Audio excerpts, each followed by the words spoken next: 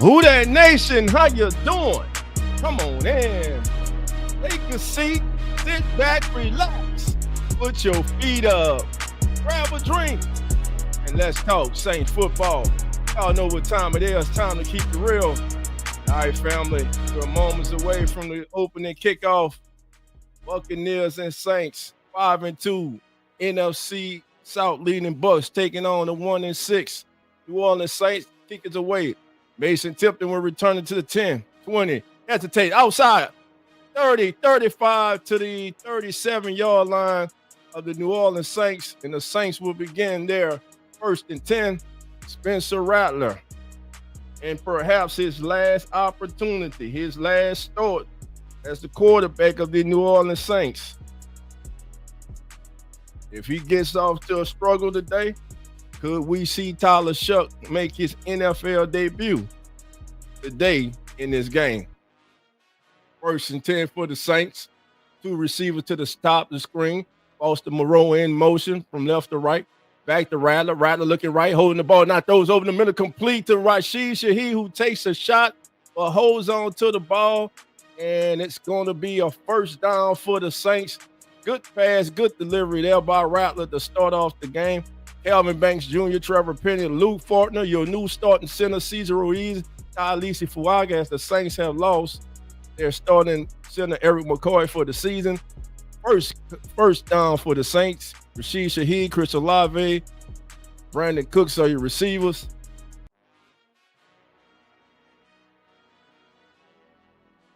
Normal guy. Blaze, how you doing? Thank you guys for being here. Dana, come on in. Thank you for being here. All right, here we go. 1st and 10 for the Saints. From their own 37, Jawan Johnson goes in motion. Going to be a handoff to Elvin. Elvin straight up the middle. Crosses midfield to the 40. They're going to mark it at the 48 of the Buccaneers. Let's call it 2nd down and 5 for the Saints. Good 1st down run there by Elvin. Good drive by that offensive line for the Saints coming off the ball. That was good by them. Antonio Winfield, Tyke Smith, your safety for the Buccaneers. Olave in motion. Coming off back-to-back 98-yard performance. Now it's going to be a swing out to Olave. He slips in the backfield. Rashid Shaheed was out there trying to block. To me, Olave should have went outside, should have made a decision quicker. He tried to cut back and lost his footing, and the Saints will now be looking at the 3rd down. And let's call it again a 3rd down and 8. Looks like he lost about 3. 3rd down and 8 for the Saints. 13-18 and counting the 1st quarter of this contest.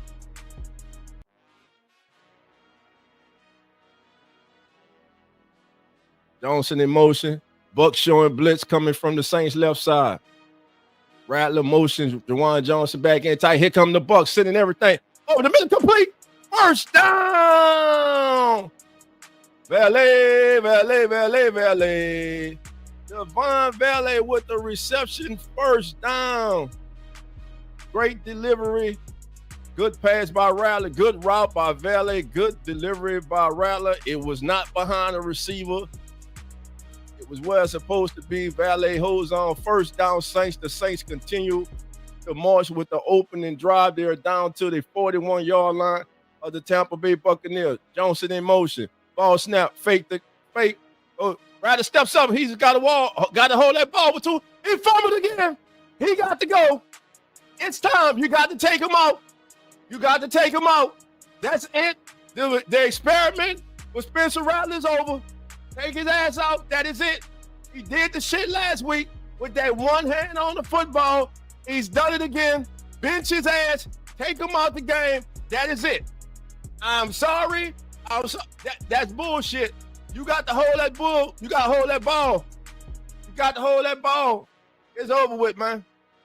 It's over with. That's it. I cannot sit. You cannot turn the ball over when you're not good enough. This team's not good enough. You're not elite enough. You cannot do that. You didn't learn from last week. You should have been put that ball. You should have slid. Get your ass down. But no, you trying to do too much. You know what? Do too much. Sit your ass on the bench. We ain't saw enough. You had your opportunity. to put a stranglehold on this starting quarterback position for the Saints, and you have failed. I've seen enough. We've seen enough. Put Tyler Shuck in. There must be accountability for turning the damn ball over. This is 5 turnovers in 2 weeks now. He has to go to the bench, bro. Experiment is over. It is over. So we got a damn timeout on the field. A promising drive. Once again, he turns the damn ball over early in the damn game. Just pathetic, man. Pathetic. And listen, I know we're in the rebuild. I know we're in the rebuild. But man, come on, man. You gotta be better than that, bro. You gotta be better than that. That's just awful, man. That's god awful, man. That's just awful. And it's unexcusable. In the crowd, you got to put the damn ball away. That's unexcusable, man. Just unexcusable. Yeah, bro. Put the damn ball away, man. Man. And y'all just strap in. It'll be one of them days, man. They should have kicked this shit off at 12 o'clock. Got this over with, man. This would have had the rest of our afternoon games into in the Sunday night game. Now we got to go from this would go turn out to be debacle to watching the damn Sunday night game, getting up, going to work tomorrow. Listen, I was a big proponent for Rattler as far as him. He won the opportunity. Let's let the kid go out there and see what he can do. Again, to me, last week was his moment, and he failed miserably. And he's picked up right where the hell he's left off. After starting all positive, he pushed the ball on the ground, and now the Saints are behind the 8 ball. And here we go, 1st and 10 from the Buccaneers from their own 32. Going to be a handoff to White over the left side. He's going to get about 6 yards on 1st down. It'll be 2nd down and 4 for the Bucs. You got to put the ball away, man. Slide, bro. You ain't Josh Allen. You ain't Josh Allen, man.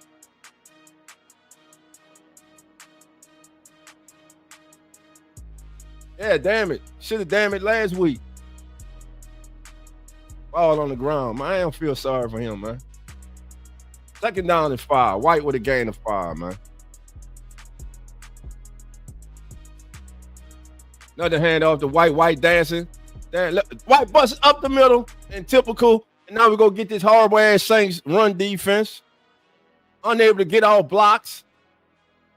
No penetration. And the Bucs go walk right down the field, most likely and score. No, and for all y'all asking, no, I ain't being negative. I'm being truthful. And your ass just don't want to hear the truth.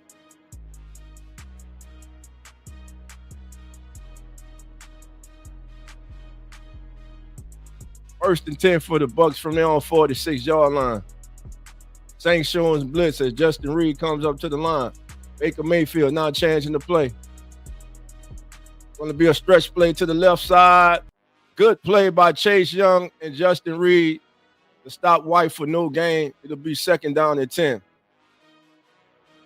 Good defense there by the Saints. Jump to say them turnovers, they adding up, bro. That's 5 turnovers in 2 weeks now.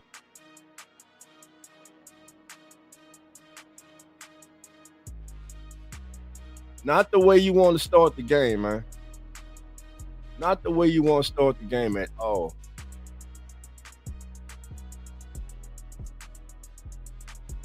So here we go.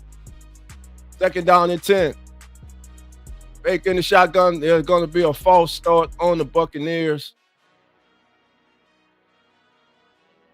Going to be 2nd down and 15. But once again, if the Saints have you in 2nd and 15, you actually have them where you want them. JT says the Bucs have a leader. We're still trying to find ours. We're still trying to find one. I got you, JT.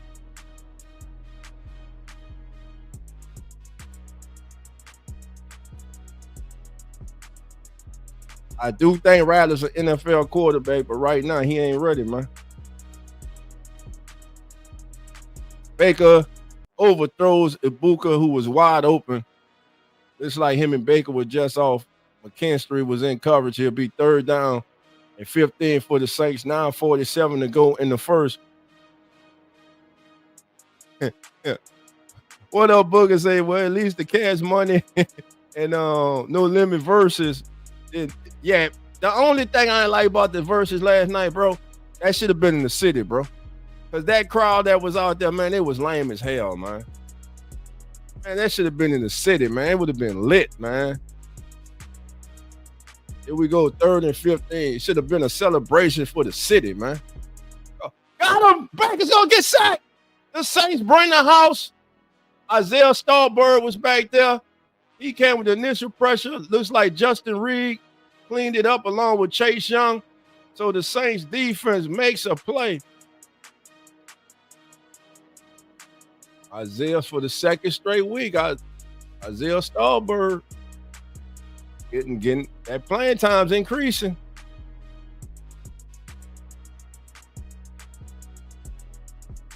Bucks will be forced to punt it. How about this, family? The Saints did not allow a touchdown or score on the opening drive for the opponent.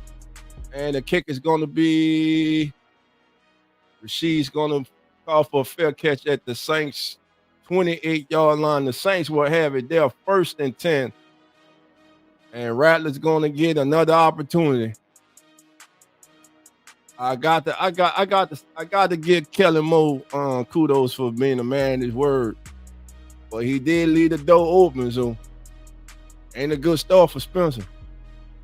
You turnover prone this game, your ass, you can forget about next week.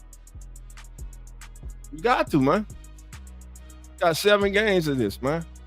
And he was doing okay. He had momentum going until, look, the pressure was on last week. The pressure was on last week.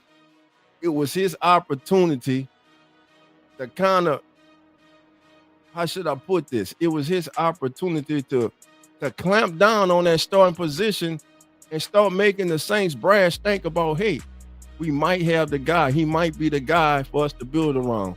And what did he do? Go out there and play a horrible-ass football game. Other than the drive at the end of the half and the drive at the beginning of the half, what did he do? Turn the damn ball over.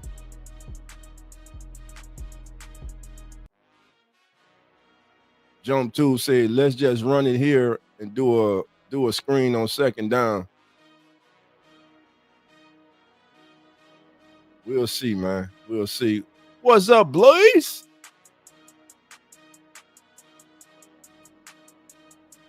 All right, family. This is Keeping It Real Who That Sports Podcast. We're brought to you by the Come On In Sports Network. I'm your host, DOLPH Jackson, baby. Thank you for joining me here for today's action as it's the New Orleans Saints hosting the division leading Tampa Bay Buccaneers. Both teams have had the ball one time. The Bucs unsuccessful in moving the ball. The Saints were successful in moving the ball on their initial drive. But once again, picking up from where he left off last week, quarterback Spencer Rattler puts the damn ball on the ground while running and holding it like a load of bread. But it did get slapped from behind. But my thing is, you're running. He should have slid, man. You're trying to drop your shoulder and run over. You should have slid. You got to pick your battles, man. You got to pick your battles. Now, when you're posted in the corner and you got to fight, that's different. You got to pick your battles.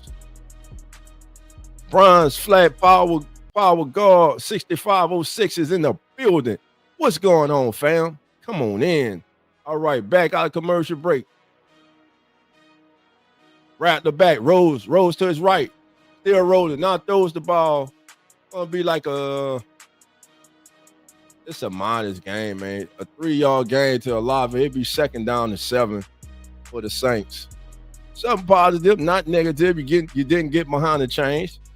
Let's see if we can keep this going. He started off 3 for 3, but that fumble, man, all that's wiped away with that fumble. You took a potential scoring opportunity away from your team. And the quarterback, you can't do that. Going to be a handoff to Elvin. Elvin straight up the middle. Good push by that Saints front. And now the Saints will be looking at, let's call it 3rd down and 2. Elvin gets 5 yards on 2nd down. Saints, I hate when they do this. Rushing to the line of scrimmage, and now he rolled. There he is. Go get the 1st down. Now he dives. There you go. There you go.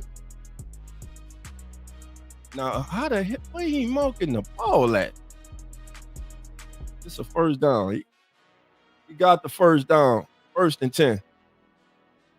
As Elvin passed him on side the helmet. Hey, but this is what you want to see too. Adversity, fighting through. You had a bad week last week. You started off good in this game, then you followed it up with a damn turnover. So what do you do now? You saw dog. JT, you see Zach in the dome, baby. Elvin, good string out. Elvin breaks the initial tackle of David and is going to fall forward for a gain of 2. It'll be 2nd down and 8 for the Saints. First 8 seasons, 100 yards from scrimmage a game. This year, 66. Just trying things, man. New offense. 3 carries for 13 yards for Elvin. Right under 4 yards a carry. Rattler looking, now steps up, looking to scramble. Gets a yard. Well, actually gets back to the line of scrimmage where it's being marked. It'll be 3rd down and 8. It's initial, everything.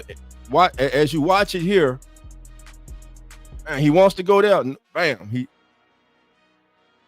He came on. His first read was taken away, and he immediately got out of there. Yeah, that was a good mark by the official.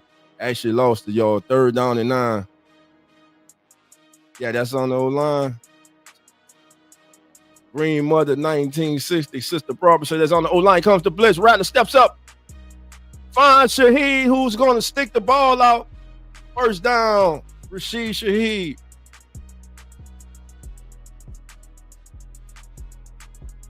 Rattler rolls out, keeps the play alive, finds Rashid Shaheed. Got rid of the ball. Rashid able to stay in bounds, turn around, stick that ball out. 1st down, Saints. When he gets time, there are some positive things happening. Devin Neal is the lone setback. Olave with the orbit motion, looking for a pump fake. And goes over the middle, complete to Juwan Johnson. Another 1st down for the Saints. A fast-moving first quarter. No score in the quarter. Juwan Johnson as he beat Devontae David on the play. As you can see, look, as you saw right there, that was good protection by the offensive line. Good job by Rattler. As you can see, he went through his progressions, came all the way back to Juwan Johnson. He only was able to do that because the O-line gave him time. 7 seconds on the play clock. Rattler back, pumping, looking over the middle, going to take it, a dump down to Devin Neal. Going to be a gain of 2. It was the right play, nothing downfield, didn't force anything. 2nd down and 8 for the Saints. Rattler right now, 5 of 5 for 43 yards and a fumble. I ain't going to let that go. He's 5 of 5 for 43 yards and a fumble. Here's the young 6th-round pick that everyone was so excited about, including yours truly, that the Saints picked up, getting his first big opportunity now. Play action pass. Rattler going to have to roll. Sack, going to be sacked. And now the Saints are going to 3rd down and long. They'll come up woefully short of picking up the 1st down, and they're going to have to punt. Now, I don't know because he kept. So if you look at that, everybody automatically say that's on Calvin Banks Jr. It looks like the line was down blocking it, and it looks like that tight end was supposed to come across and take care of that end, and he was unable to. Here we go, big 3rd down right here, family. Rattler back, under pressure, going down under to Neal. He's going to get to the 41-yard line.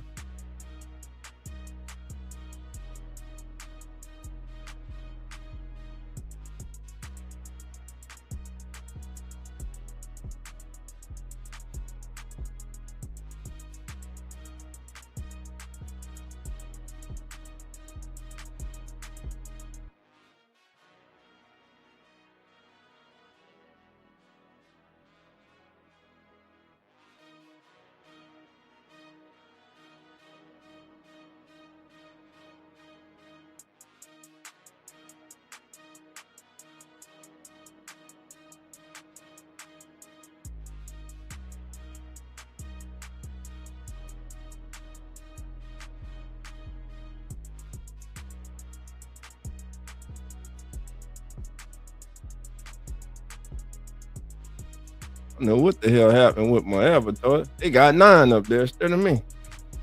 Who knows? Yeah, Stowe missed the block, so promising drive once again.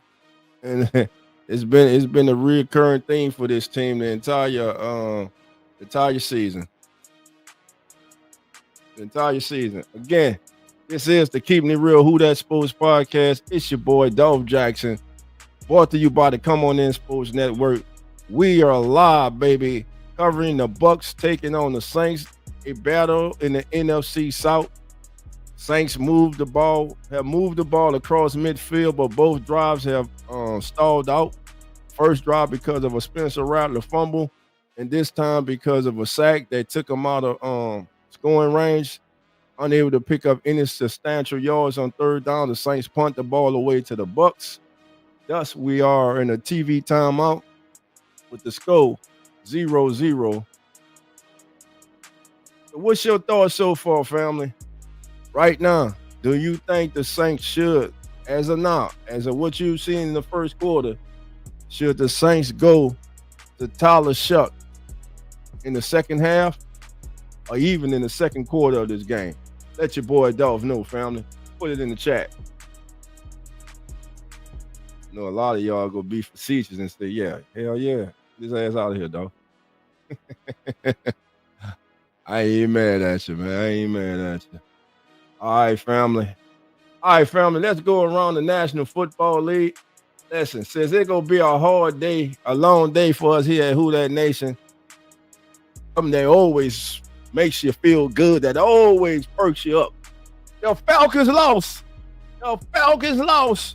That's right, Miami went into Atlanta and put a beat down on the Falcons 34-10. That shocked me. I'm not going to lie. All joking aside, that's going to shock me. 34-10, Miami over Atlanta. The Bears fall to the Ravens 30-16. Carolina just gets humiliated, gets rolled, steamrolled, however you want to put it. They lose 40-9 to the Buffalo Bills. The Jets get their first win of the season as they come from behind to defeat the Bengals 39-38. Houston over San Francisco 26-15. Patriots over the Browns 32-13. Eagles 38, Giants 20.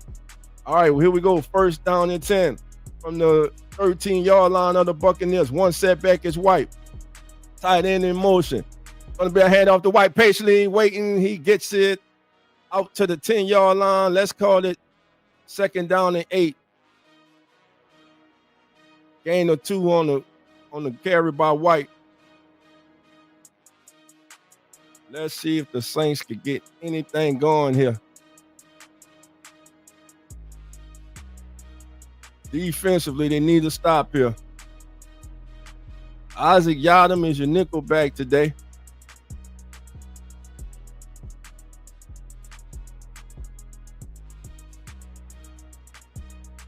Johnson goes in motion.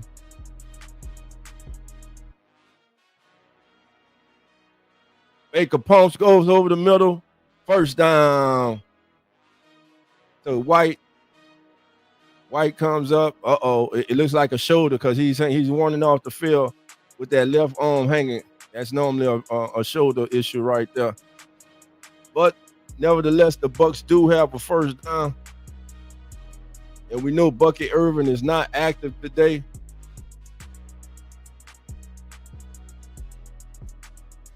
So here we go, first and 10 for the Buccaneers from their own 19-yard line. And in the backfield, push it out to the left side. 25, first down. He left the ball, but he goes out of bounds. Just short of the first down, a 9-yard gain on the play. It'll be first and 10.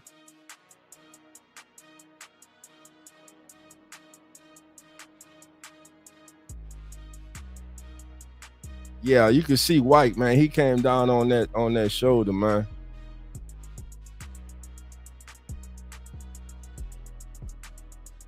Second down and 1 for the Bucks. Handoff straight up the middle. Cuts through the crowd. It's going to be first down to the 31-yard line of Tampa Bay. And that might be the final play of the No, they're gonna have to run the play before the end of the quarter. As Sean Tucker, young running back from Syracuse, takes the carry, goes off for left guard for the first down.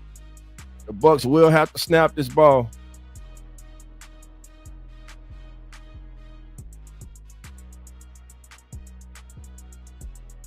Baker, man in motion, and they're gonna get Jonathan's Bullet's gonna jump offside. Easy first down, easy 5 yards. It'll be first down and 5 for the Bucs. And if they wind this clock, this will bring us to the end of the first quarter. And this is why you 1-6, man. This is why you 1-6. Not watching football, fumbling the ball, unable to finish, giving up sacks at the wrong time. So that's why you're a 1-6 football team. And at the end of one, let's go. Tampa Bay 0, New Orleans 0. Well, at least it's 0-0, huh, family? At least it's 0-0. At least it's 0-0. All right, again, this is the Keeping It Real Who That Sports Podcast. It's your boy, DOLPH Jackson, baby. We in the building, baby. Hey, we're not losing. We're not winning, but we're not losing. Listen, we got to take whatever we can get right now, baby. We got to take whatever we can get. All right, family, let's go to the first quarter stats. So after one quarter in the Superdome, Saints have 5 first downs. The Bucs have 3. Total plays, the Saints have ran 15 to the Bucs 9. Total yards, 60 for New Orleans, 26. Total yards for the Bucs in the first. Passing yards. The Bucs do not have a yard passing in this game. I'm just playing. Oh, they don't have a pass. I was playing that first. Yeah, well, the average yards per pass for the Saints is 4.7. The Bucs are averaging less than a yard, 1 yard passing. The Bucs have -2 yards passing. The Saints have 42. Rushing yards. The Bucs 28. The Saints 18. Bucs averaging 4.7. Saints 3.0. If I'm the Bucs, the Saints just gave up 200-something yards on the ground last week. I'm running at them, and right now they're having good success, averaging almost 5 yards a carry already. And Baker Mayfield did not scramble, so this is from the backfield. No team has made it to the red zone. Both teams have been penalized one time in the contest. One turnover by Spencer Rattler. Time of possession, 9 minutes, 4 seconds for the Saints. 5 minutes, 56 seconds for the New Orleans Saints. Now, let's go to the box scores. First, for the Tampa Bay Buccaneers, Baker Mayfield, just 1 or 2 for 9 yards currently in the game. Rachaad White, 4 carries for 17 yards, averaging 4.3 yards a carry. But he did get hurt. He has been replaced by Sean Tucker. Looks to be a shoulder, maybe a collar bone issue or separated shoulder, or just a bruised shoulder, because once he got up, he was holding that on, running off the field. White also is the leading receiver with 1 reception for 9 yards. Now, for the New Orleans Saints, Spencer Rattler, 7-7, 53 yards. Alvin Kamara, 3 catches for 12. Alvin Kamara, 3 runs for 12 yards. The leading receiver, Rashid Shaheed, 2 for 20. And here we go. 1st and 5 after the penalty on Bullet as we begin the second quarter in New Orleans. No scope. Play action pass. Pressure. Great pressure there by Chris Rump III on Baker Mayfield. Baker turned around and he had immediate pressure, unable to get the ball out into the flat to his running back. So now it'll be 2nd down and 5 for the Bucs. That's what you're gonna need. You're saying you need pressure, early pressure. And if you watch that game Monday night, that's what the Lions didn't do. They didn't allow Baker to get comfortable in the pocket. 2nd down and 5 from the Bucs from their own 36-yard line. Tucker now splits out wide. Empty backfield behind Baker Mayfield. Looking to get rid of the ball quick. Gets it quick, and it's going to be caught by the tight end. But Justin Reed brings down Cade Otter. And it's for the 3-yard gain. It's 3rd down and 2. Cade Otten. Cade Otten with the reception. Cade Otten, I think he's one of the y'all hear me say this live, but I think he's a really good tight end. So here we go, a big 3rd down and 2 here. 49.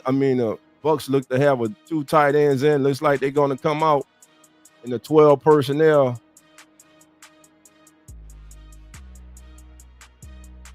Long back. White is back in the game.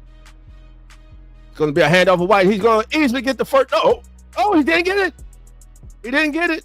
He's going to be short. But there's a flag. There's a flag call. We got both teams pointing each way. Who's the flag on? Holding defense on the Saints. 92. 5 y'all penalty first down. You can't make this stuff up, bro.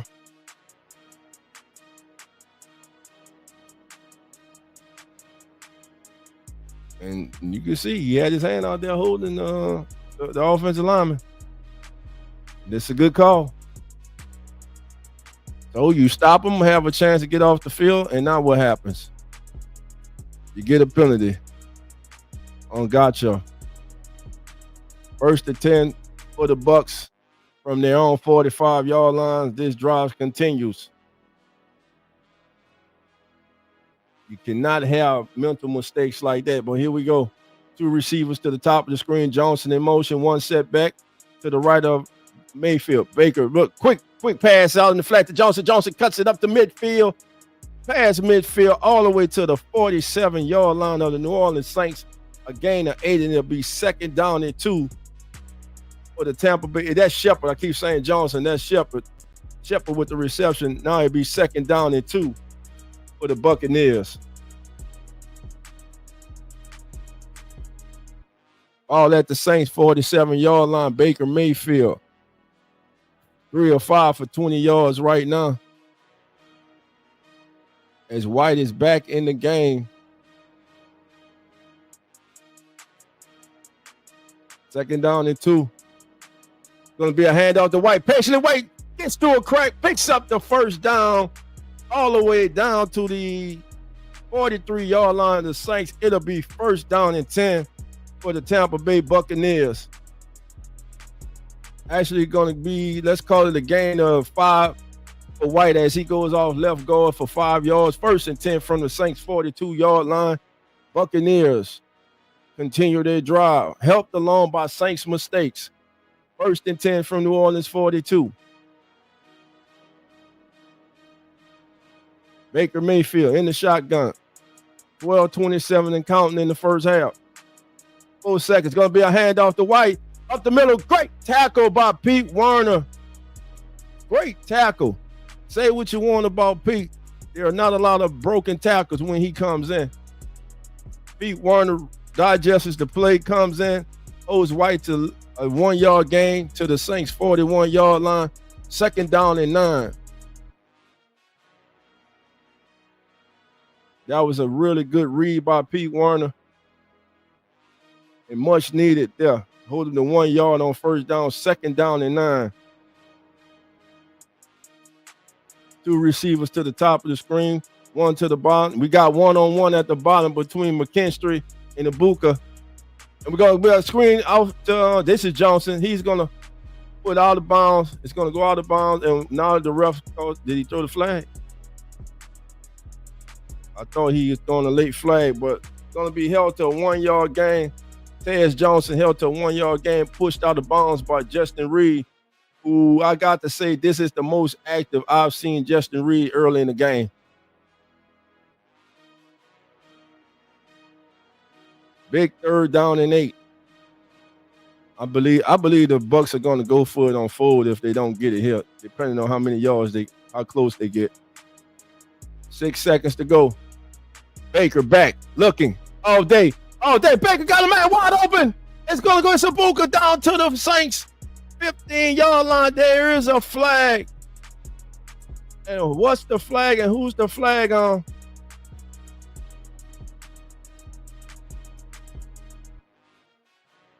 Yeah, but it's against the Saints. It's declined. Holding on McKinstry. It's declined, 1st and 10. And looks like we're about to have our first score of the ball game. Wide open. How you get that wide open? That's the one problem I got with this defense in the secondary. It's feast or famine, man. The wide receivers are running through these zones wide open. Nobody in the picture. Here we go. First and then hand off to Tucker. Tucker up the middle. Tucker to the 10, the 5, all the way down to the Saints 1 yard line. And Tampa Bay is just 1 yard away for breaking the ice in this game and going on top. Good block. You got double teams up front as you got a double team on Gacho. And what happened was, if you look at it, Warner thought he slid. He went the wrong hole. He went over to the right. He went to his right, and the running back, Tucker, saw it and cut it back to the right. Got to read with your eyes. You can't guess. Here we go.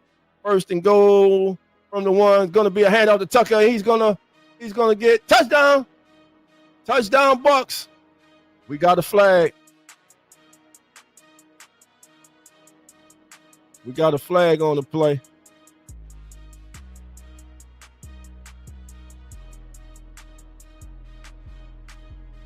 Carl Granderson offsides. First and goal. Have the distance to the goal. You look at the football every time you line up me on the defense.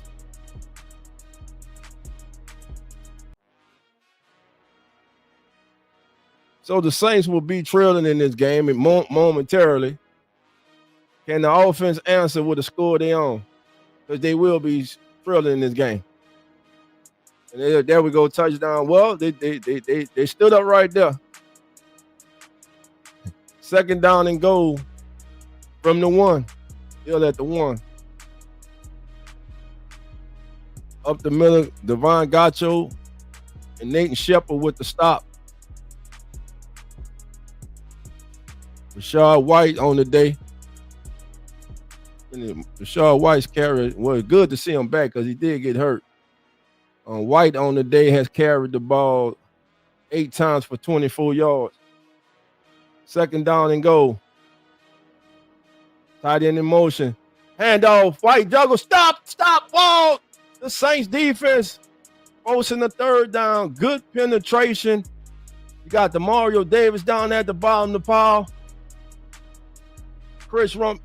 And you can see the Saints won the line of scrimmage. Bullet pushing that line of scrimmage. That was big right now. Look for some type of play action here.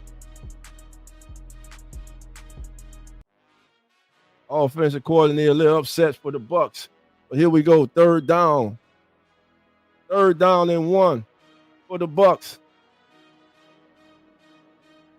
Hand off again to White. He's got it. Oh, he stopped again. They stopped him. They forced forward down. It's forward down for the Bucks. And no doubt they will go for it. Forward down for the Bucks. He may have got an inch. Who was that? Let's see the penetration. Chris Rump, the second, got back there. But who's that in the middle there? Bullet. Reed comes in. Mario on his ankle. Yep, that's who it was. Bullet cleaning it up. Jonathan Bullet. Do they have one more in them? Do they have one more in them? 3 seconds on the play clock. 2, 1. Hand off. Touchdown, get there. He won't get it. He won't get it. He won't get it. He won't get it. Wow. The New Orleans Saints defense makes a goal line stand.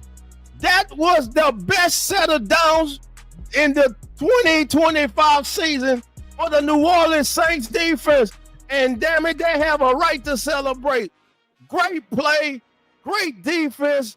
They defended every blade of grass, baby. They held the Bucks out on really more than 5, because there was a penalty on 5 opportunities inside the 1 yard line. Good job by that Saints defense. Hell, they surprised your boy Dolph, because I damn sure thought it was going to be a score. But kudos to that Saints defense for stepping up big, baby, as they make their biggest plays, their best plays of the 2025 season as a unit. Not an individual, but as a unit. That was wonderful to see there by the New Orleans Saints. We got a timeout on the field, 7:23 to go. And shockingly, We are still scoreless. How about that? Who that, baby? All right, family, what's your thoughts? What's your thoughts? Talk to me, baby. Talk to me. Let me know what you're thinking right now. We hit the chat up right now. All right. Green Mother 1960, Sister Barbara said, woo!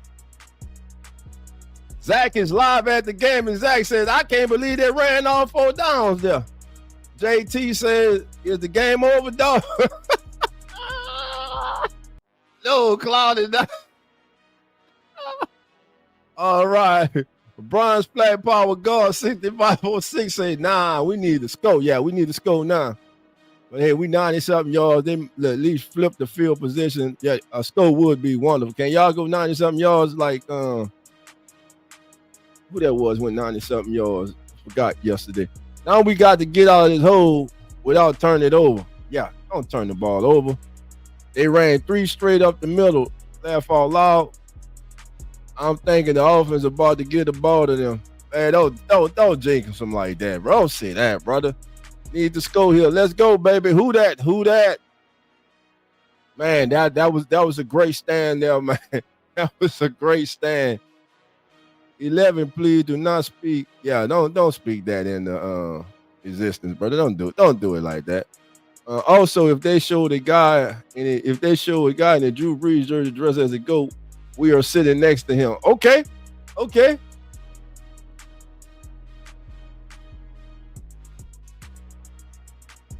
Hey, I love the fight, man.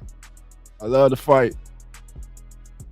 All right, Saints come out in the shotgun. Brandon Cooks in motion, and Trevor Penny and false starts.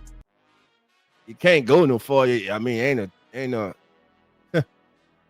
The Bucs are saying it's a safety, no, man. Half the distance to the goal, man. Now, Trevor Penny, since he's returned, he's been quiet as far as the noise on him, because that means he's been doing a decent job. But those who still hate him will not bring out their hate for him on that one play.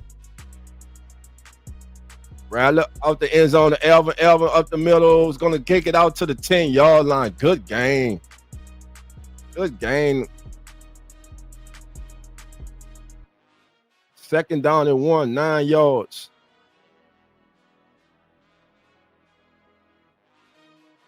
Elvin's going to remain in the game. 2nd down and 1 for the Saints from their own 10-yard line.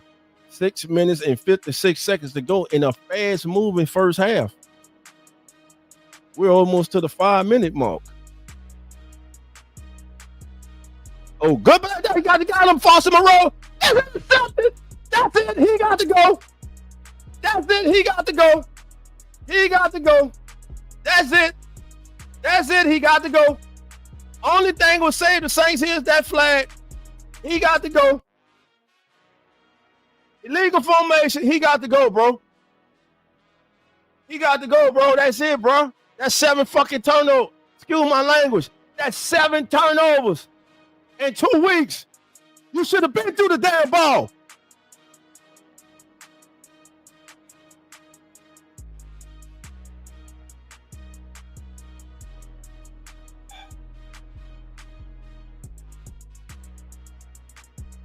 Defensive end bats the ball up in the air, catches it.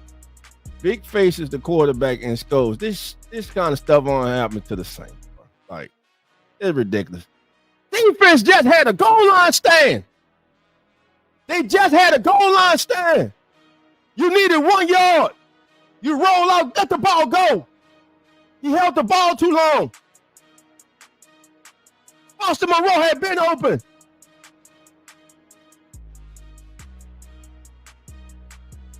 Nothing, man. Bucks over the Saints. 6:41 to go.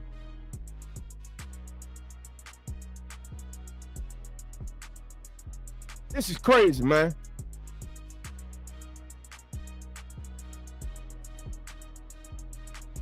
This is crazy. Bro, what more you... I want to see Tyler Shuck now. It's over with. The experiment's over. You got 2 turnovers in the first half. One that cost his team 6, bro. That's it. Zach, you good, bro. You good talking about he need the scope. No, he needs to sit his ass on the bench, bro. This game is lost, bro. Let him sit down, bro. He got to go, man. When he deserved defending, I defended him. But damn it, when you're not playing, when you're playing like crap, I'm telling you, you're playing like crap. I'm gonna call you out on it, bro. That's unacceptable to do this to your team, bro. 2 weeks in a row. This shit becoming a habit.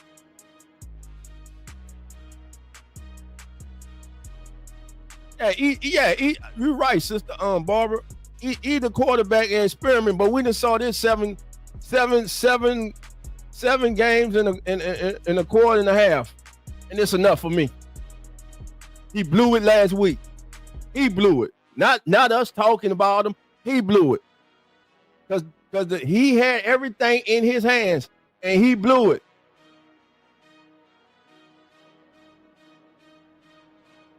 Yeah, but the seat on fire, bro.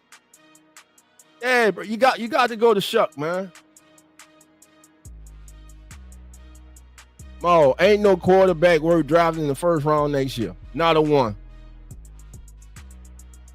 I don't care if the quarterback from Alabama, the quarterback from Indiana, and a quarterback playing college football right now that I've seen that I say is a number one pick. Damn sure not the first pick in the draft. Damn sure not even in the top 20. That's pathetic, man. 4 turnovers last week and 2 today. That's 6 turnovers. You didn't tell me any time to bench his ass?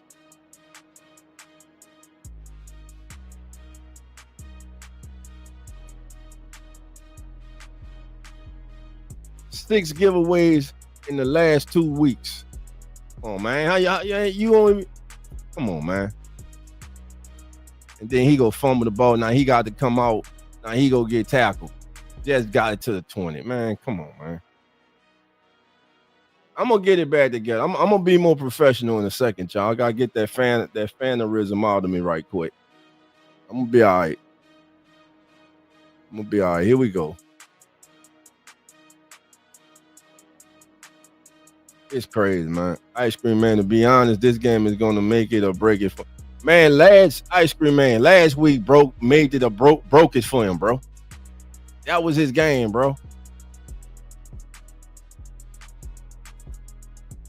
And trust his ass.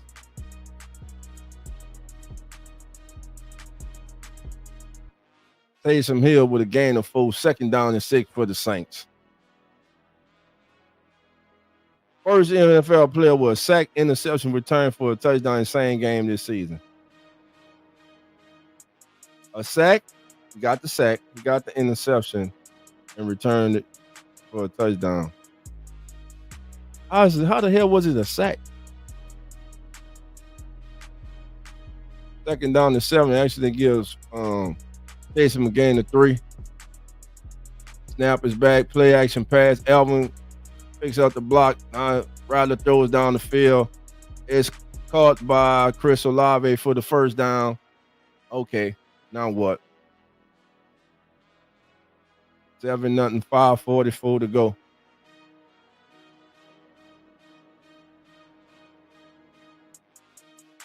All right, because he's behind the line of scrimmage. Thank you, Sister Barbara. Good catch by Chris Olave. First downs this quarter, 6 for the Bucs, 1 for the Saints. Rattler down the sideline, out of bounds to absolutely no one.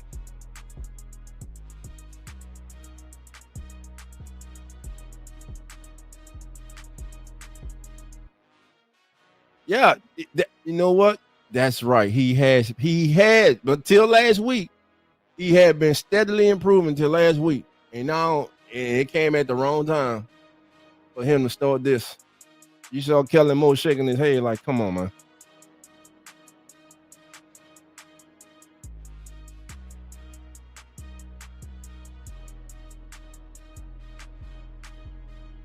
Good tackle in the open field there by the Bucs defender. Be 3rd down and long for the Saints. As we're at 5 minutes and exactly at 5 minutes here, 3rd down and 8. Elvin comes off the field. 3rd down and 8. 7-0 contest. Saints defense had a goal line stand, has not allowed any points to be scored in this game, yet they're behind because of their damn quarterback. Now you go throw the ball out to Devin Neal. He ain't going nowhere. Now they go punt the damn ball. Man, come on, man. But who's getting open downfield?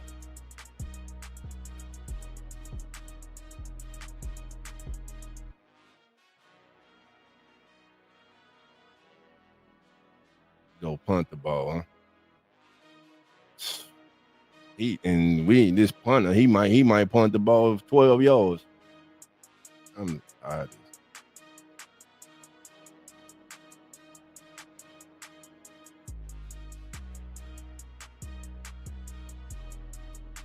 Fair catch by Johnson at the 12-yard line. 1st down and 10 for the Bucs. 3:58 to go. I just got to endure this season, man. We just got to endure this season. But this is you get the big play, you get the big pass to Olave, then you get absolutely 3 trash ass plays. Play calling too. And people gotta get open. Throw up a 50-50 ball. That's what you got Valet for. Throw it up to him. Throw it up to Juwan Johnson. Man, this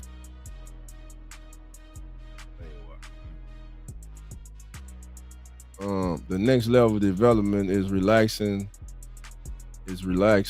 Defensive coordinator start accumulating film on you, and you have to turn into a defensive coordinator yourself and watch what your tendencies are.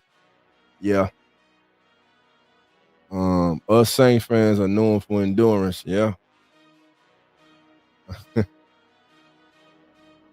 It's gonna be all right, though. Let's get through this year. Yeah, man. But come on, man. That's good, jump too. Yeah.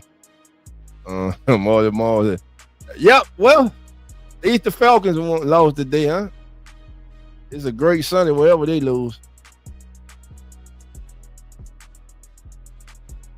Defense pitching the shutout so far, and they losing the game. I'm so peed off. I forgot to put the damn score up there. My bad, fam. My bad. There we go. I got the score. There we go. There's the score.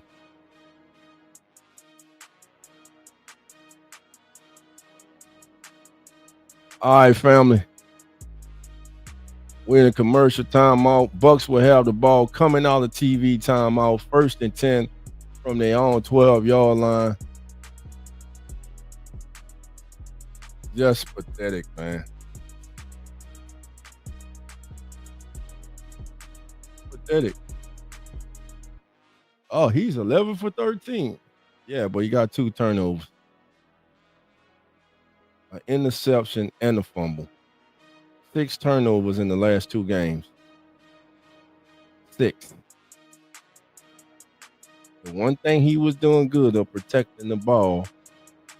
And maybe the coaches were kind of protecting him, and now they start taking the reins off him a little bit, and you see why they can't. And off to Tucker. Tucker's going to cut it, breaks a Lante tackle. Sanko chases him down for a gain of, let's call it a gain of 3. Should have been tackled behind the line of scrimmage. It'd be 2nd down and 7. From the Buccaneers 16-yard line, Yoni Sanko with the stop for the Saints. Tucker on the day 5 carries for 29 yards.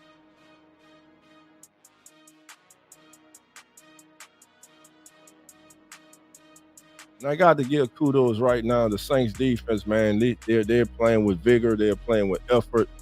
They're playing with a little fire today. 2nd down and 7. Can they hold the Bucs without another score? Baker Mayfield being pressured over the middle. Got his tight end, who's going to be immediately tackled and it's going to bring up a third down and short. Look, it's called a third down and 3. Jonathan Bullard pressuring Baker Mayfield there. Baker able to get it out to Cade. Third down and 2. Big third down here for the Saints defense as we're fastly approaching the 2-minute warning. 2 yards after the catch. Here we go. Cade Otton. Ibuka in motion. We got a false start going to be on the left tackle on Christian Worth. It's going to be a false start. It'll be third down and 7. Right now, the Bucs are helping the Saints too.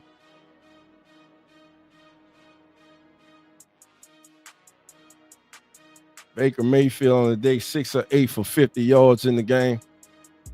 225 and count 224.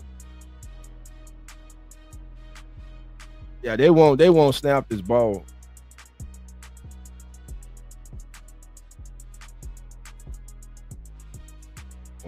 Well, they're gonna have to snap it. Play clock is just ahead of the game clock. Mayfield back, being pressured. Go! They let Baker get away. Baker gonna almost throw for a first down. Almost threw for a first down. Well, JT, like you see, like what you call him, JT? AGT, huh? The AGT game strikes again. Almost got there. AGTS almost got the sack game. Strikes again. Ball goes incomplete as Mayfield escaped a sack and was looking for Cade Otton. Incomplete. Saints defense holds once again. And with 1:58 to go in the first half, they will give the Saints offense yet another opportunity to possess the ball and try to at least get a field goal. You'll get a field goal. You should be. Hey, family, I'm gonna put the link in the chat for halftime as half is approaching. Let's have a halftime discussion. Come on live with your boy Dolph. Let's talk about what we've seen this first half, family, and just what has you fed. What are you fed up with?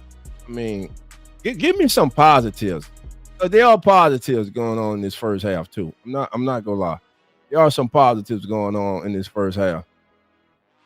Yeah. There they go. Once again, they strike the old move sack.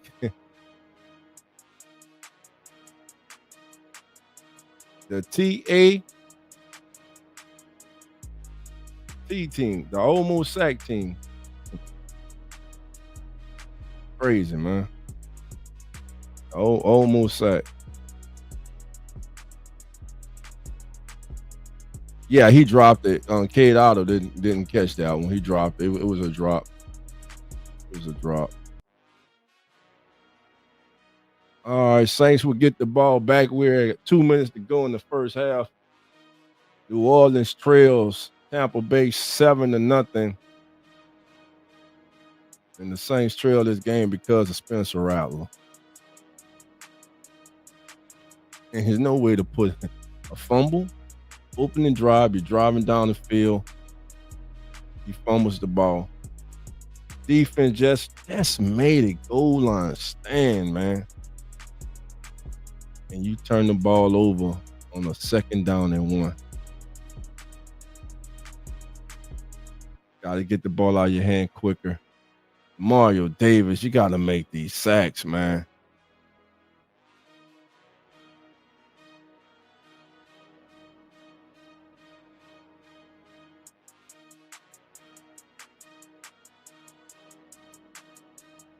Here we go, family.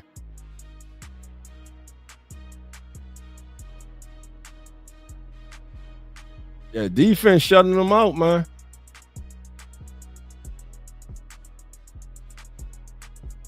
Rashid doesn't call for a fair catch, has no blocking, goes absolutely nowhere.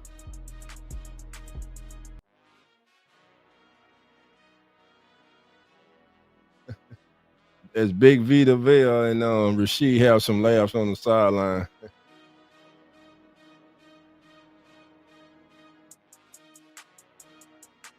Well, let's see if the Saints can close this half out like they closed it out last week in Chicago with a touchdown drive. Chris Olave, leading receiver, 3 receptions for 33 yards. Ibuka really quiet today for the Bucks in the first half. He has 1 catch for 24 yards. 1st and 10 for the Saints. They have all 3 timeouts left. It will be 1st and 10.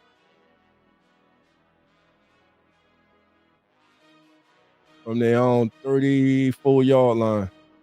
Rattler in the shotgun, back, looking over the middle. It's complete to Rashid. Rashid explodes, and the ball comes out. It's a fumble, and it's going to be returned for a touchdown. Saints down 13-0.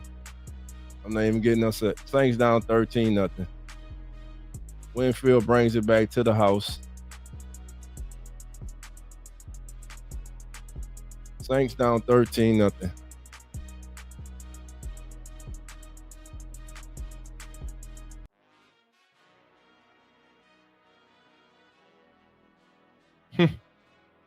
You can't make this stuff up, bro. It's a fumble. It's clear as day. It's a fumble. You cannot make this stuff up. You cannot make this up. You cannot make this up. And I'm trying not to get pissed off. I'm trying not to be on this mother cussing. What's up, Dirty, bro? What's down? I'm trying. Big hard, big dog. Hold up. You sound exactly like me, bro. I'm trying to be cool. I'm trying to be level-headed, but this shit is. And I don't want to get mad, dog. I said, dog sound just like me right now, bro. I'm trying to contain myself, bro. But these bonehead penalties, these bonehead plays, this dumb shit, it just won't stop. I mean, come on, man. Like, we got the game. We can win this game. Bro, they not winning this fucking game, man. Big garbage ass, man. No, I know they not gonna win, but we holding these motherfuckers back. Like, yeah, but how you gonna play them in your own team? Yeah. How you gonna play them in your own team? We out there doing the cha-cha. Take 2 steps forward, 2 steps back. Your quarterback and your damn receiver. I hate to say it, big dog. They gonna throw goddamn Shuck in. They need to. He playing himself out of his position right now. This the second week you to fumble and cost the game. Like, I ain't say we was gonna win, but you bad on us right now, and it's very bad, dog. It's very bad. JB, you say it's not Rattler by himself. All right, that's the first other player other than him that done a bonehead ass play today. Well, look, Rattler by himself gave him 7 points. And now Rashid done gave him 7. All right, look, dog. I'm finna go because I'm gonna get mad online. I'm finna go back on this grill and relax, big dog. I'll let you later. All right, man. I'll be here. Showing love, big dog. I love you, man. I love you too, bro. This is crazy, man. man, what you got on the grill, man? I got rack. Let me go show you what I got, man. Man, show you, boy. They about to ruin my goddamn. Oh man, they called it incomplete. Psych, no, they say he was down. Here we go, right here. All right. Oh, I got the rack and land. I got the steaks, baked potatoes. Yeah. All right. Man, UPS me some of that, man. That shit UPS, man. Bro, that ain't gonna ruin my Sunday, man. I'm tired of these dudes ruining my fucking Sunday. I don't know how they called it. I guess they say he touched. I don't know how it's not a touchdown, but they called it back, so it's 7-0. I'ma holler at you, big dog. I just want to stop you and show you some love, man. I ain't been on here in a minute. I be doing my stuff, be busy and shit. I'll be following you, bro. I'll be laughing my ass off at you. Hey, I need to holler at you on some other shit later on when I get your email or whatever. I got your number. Yeah, you got my number. Just call. I'm gonna hit you up. Yeah. Okay, do that. All right, big dog. All right. White on the carry. 132 and counting. 2nd down and 4. White gets a gain of 6. They say the ref blew the whistle. They blew it dead. Okay. 121, 120, 118, 117. Clock ticking. Bucks in no hurry.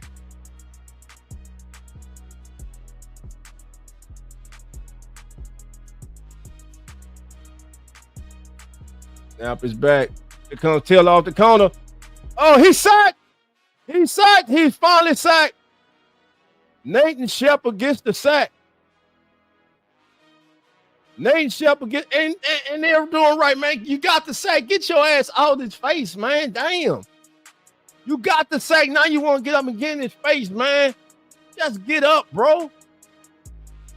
Go on about your business. Saints call the timeout. Would be 3rd down and 12. 57 seconds to go in the half. Buccaneers looking at a 3rd and 12.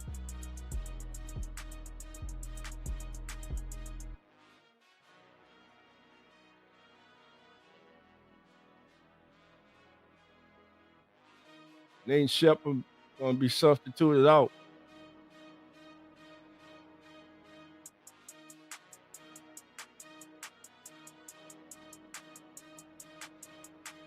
Mario Davis trying to get the crowd. Man, the Dome crowd ain't been the Dome crowd in 8 years, man. Prayers we've been having to watch. Man, 3rd and 12.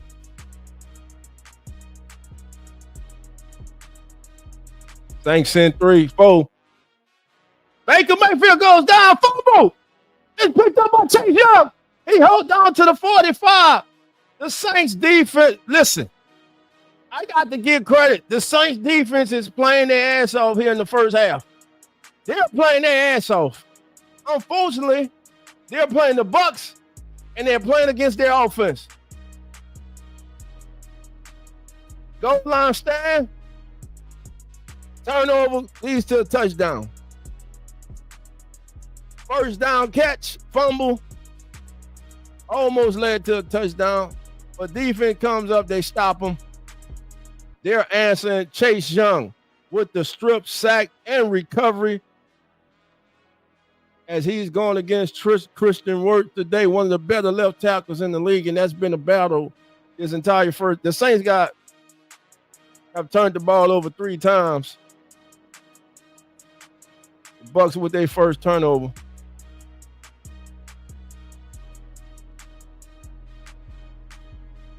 Rattler back looking over the middle. Complete. Juwan Johnson splits. The 2 defenders get up. The Saints take their second timeout with 42 seconds left. Got 1 timeout now.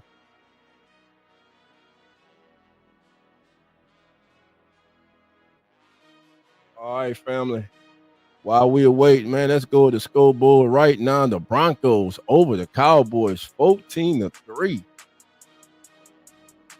Early on in the second quarter in that contest, Indianapolis 17, Tennessee 7. Of course, the Sunday night game is Green Bay and Pittsburgh. 2nd down and 2 for the Saints.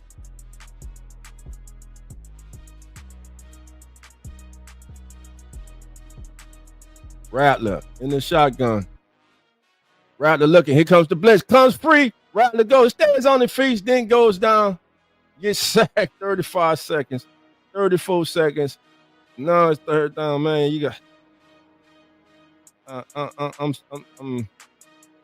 This is. I want to see. Look, he's coming. Get rid of the ball, but where you gonna go with the ball? I know we saying get rid of the ball. He saw him. It was too late when he came back across. He had, if you watch his eyes, he went through his progression and he's come back. And when he turned around, it was too late. The defender was there. 3rd down and 10. Why was there a stop? Why who called the timeout?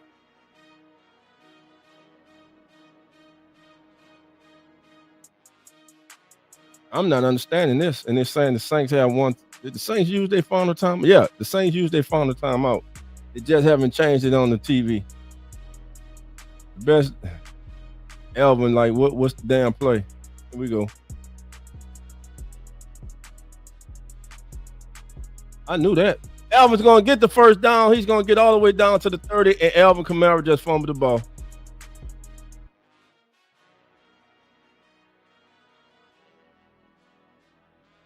$17, $16, $15, $14. They're going to say he was down. Boy, they'll say him the Saints. Hey, I swear you can't. Rashid Shaheed, Spencer Rattler, Alvin. Nah, he was down. They're like a blow to the head, too. Alvin comes out limping, and that's not good. Look for a lot of Devin Neal and Taysom Hill in the second half.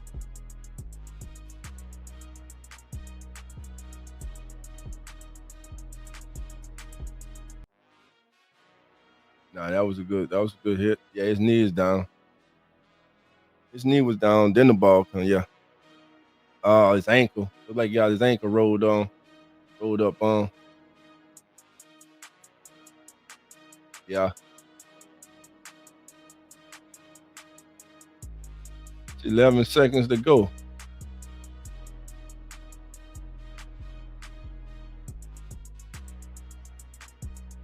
Did you even chance going to the end zone here? 3 sacks, an interception, return for a touchdown, 3 forced fumbles, 4 tackles for a loss. That's what the Bucs defense have done in the first half. They sending everybody.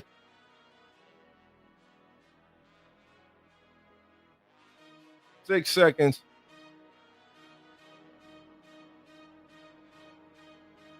Great coverage there by the Bucs defender.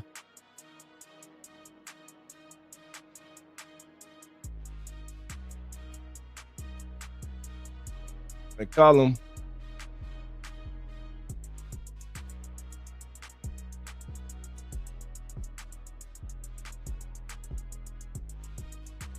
There's no flag, Rattler.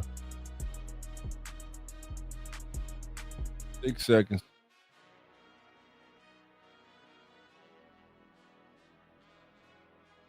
Two seconds to go. Your score Saints 3, Buccaneers 7. 3. Defense pitches a shutout in the first half, and you losing.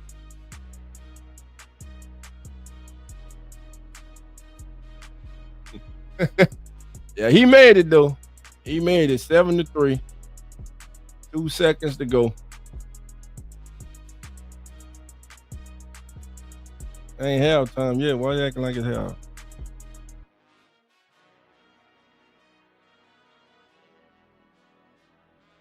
Real tough first half here for the Saints.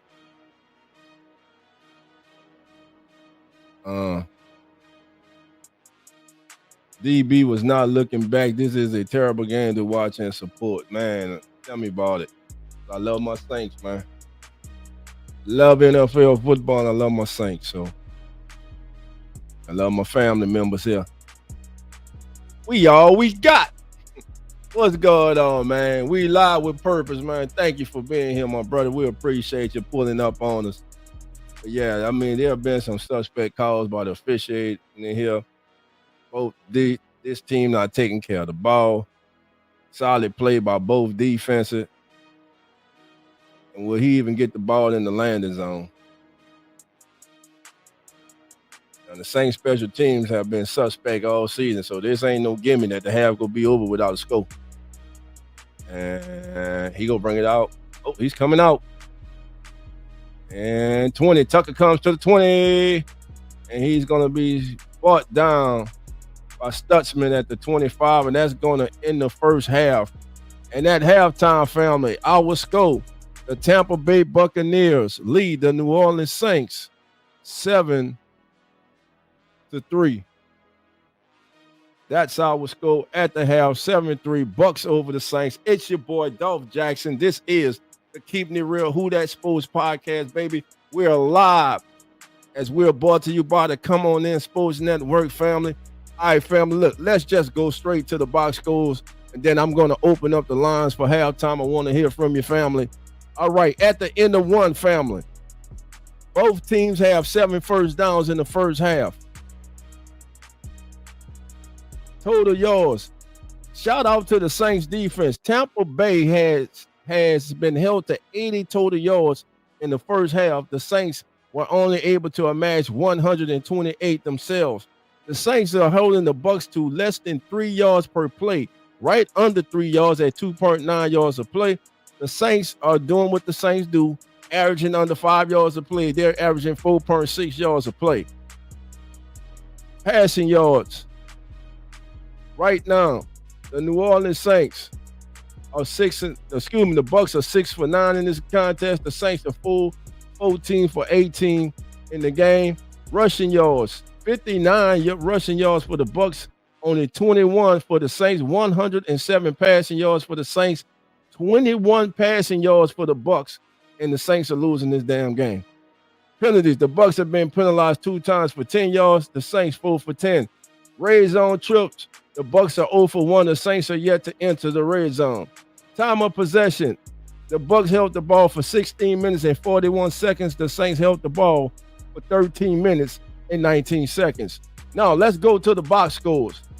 First, for the visiting Tampa Bay Buccaneers, Baker Mayfield 6 of 9 on the day, 50 yards.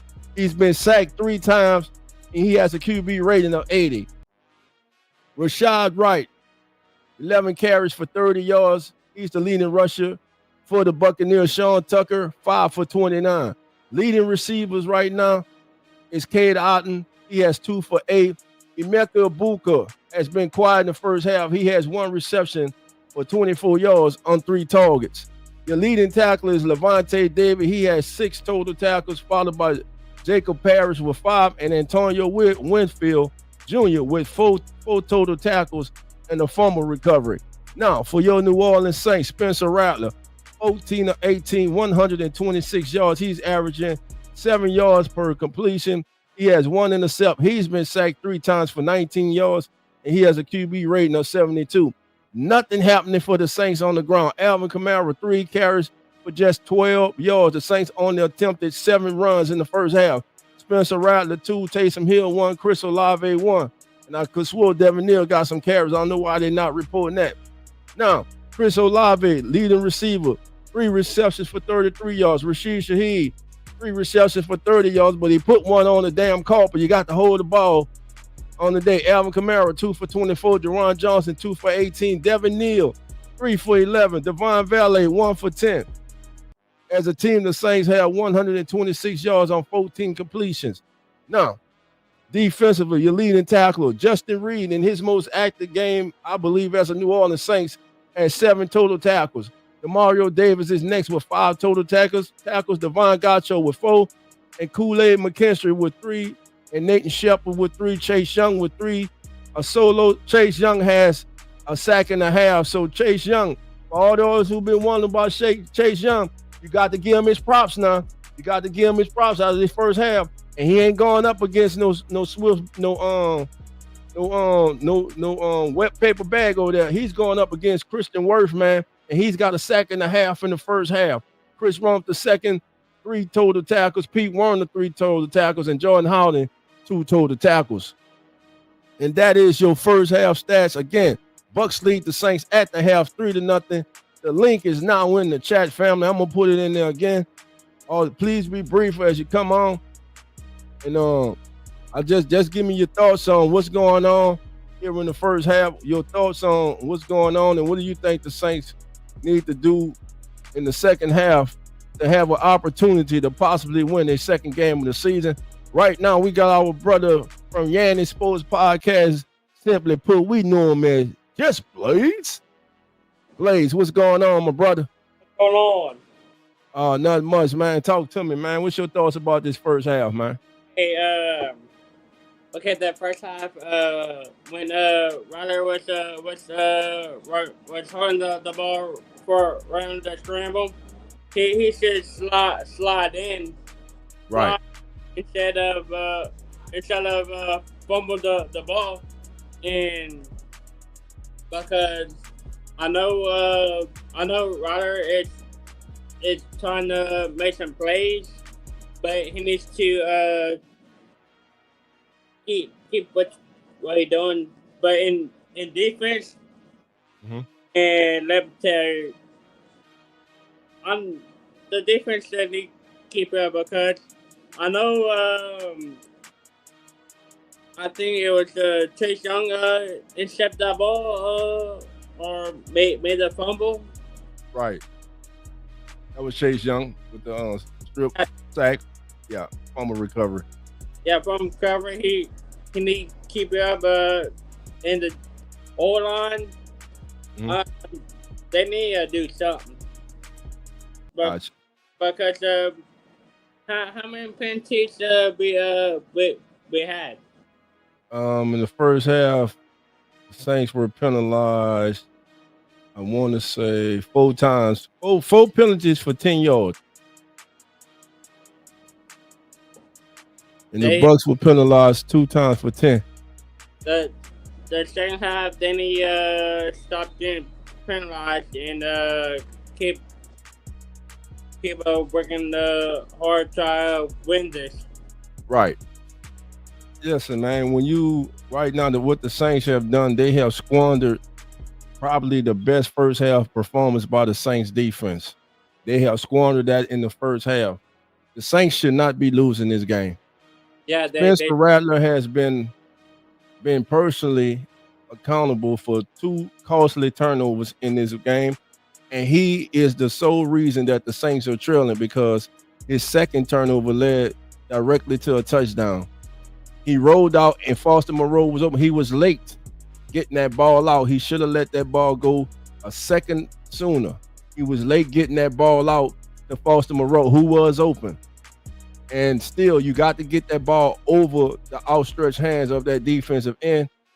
Or that's what it caused by throwing off platform and throwing angles. Or you got to throw a side arm to get around the outstretched arms of that player. He was unable to do that. Again, that fumble. When he broke out of the pocket, he initially was holding that ball with one hand. That's what he has a tendency to do. And then he tried to put it away late. And when he was putting it away late, the defender came in and stripped him from behind. You can't have that. The last 2 weeks, Spencer Rattler had 6 turnovers. Last week, again, I believe, I said it before the game last week, that was the most important game of his career. And he failed miserably, and he has picked up right where he left off with the turnovers. I don't care right now that you're 14 or 18 in this game. That means nothing to me. What means something to me is what you do. You have hurt your team. You have put your team in bad situations. You are the sole reason right now that your team is behind because of that play. You were 14 of 18. Okay, so what?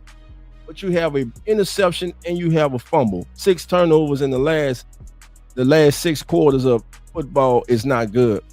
So he's turned the ball over 1 time in each of the last 6 quarters. A turnover a quarter. You can't have that, especially when you're fighting for your starting quarterback life. You're not etched in stone to be the starting quarterback. They did draft the kid behind you, number 40. He was the highest drafted quarterback by the Saints since the 1970s. So I'm just saying he's not doing himself any favors. I think the receivers downfield need to get open a little more. And also you got guys like Jawan Johnson, but most importantly, you traded for Devon Valley. He caught that slant pass for first down early in the game, and we haven't seen him anymore. We haven't seen him targeted anymore in the game. He's a big, tall receiver. That's the kind of receiver you want going over the middle, making those tough catches like on that slant, but also with the 50-50 balls. Throw it up to him. Give him an opportunity to compete for it. But right now, man, the Saints are just lacking no running game. I mean, Kellen Moore's only called 7 run plays, man. You got to run the ball. You got Devin Neal. You got Mr. Do-It-All, Taysom Hill. Elvin got shaken up. Let's see if he's able to even come out in the second half. Looked like his ankle got rolled up on. So let's see if he's able to come out and look for a big dose of rookie Devin Neal here in the second half and Taysom Hill. You got anything else, Blaze? Nope, that'd be it. Yes, sir. All right, my brother. I see you at the end of this game because we're gonna roll straight into the kickback, y'all. I ain't going on. We're gonna get everybody who's gonna come to the podium, and we're gonna stay around. We're gonna chop it up like we do in the kickback. Remember, no holds barred, baby. Anything goes. Put the kids away, baby. All right, Blaze, my brother. I'll see you in the kickback. You too. All right, man. All right, that's Blaze, man. Yanni Sports Podcast coming through, man. All right, fam. The link is in the chat. If you want to come and chop it up with Dolph right quick, let me know. System Green Mother 1960 says, I'm off Chase Butt for now. Worth ain't no slouch. He is definitely not a slouch. And yes, it is unacceptable to have a turnover in each of the last 6 quarters, which is what it averages out to. Last 6 quarters, 6 turnovers.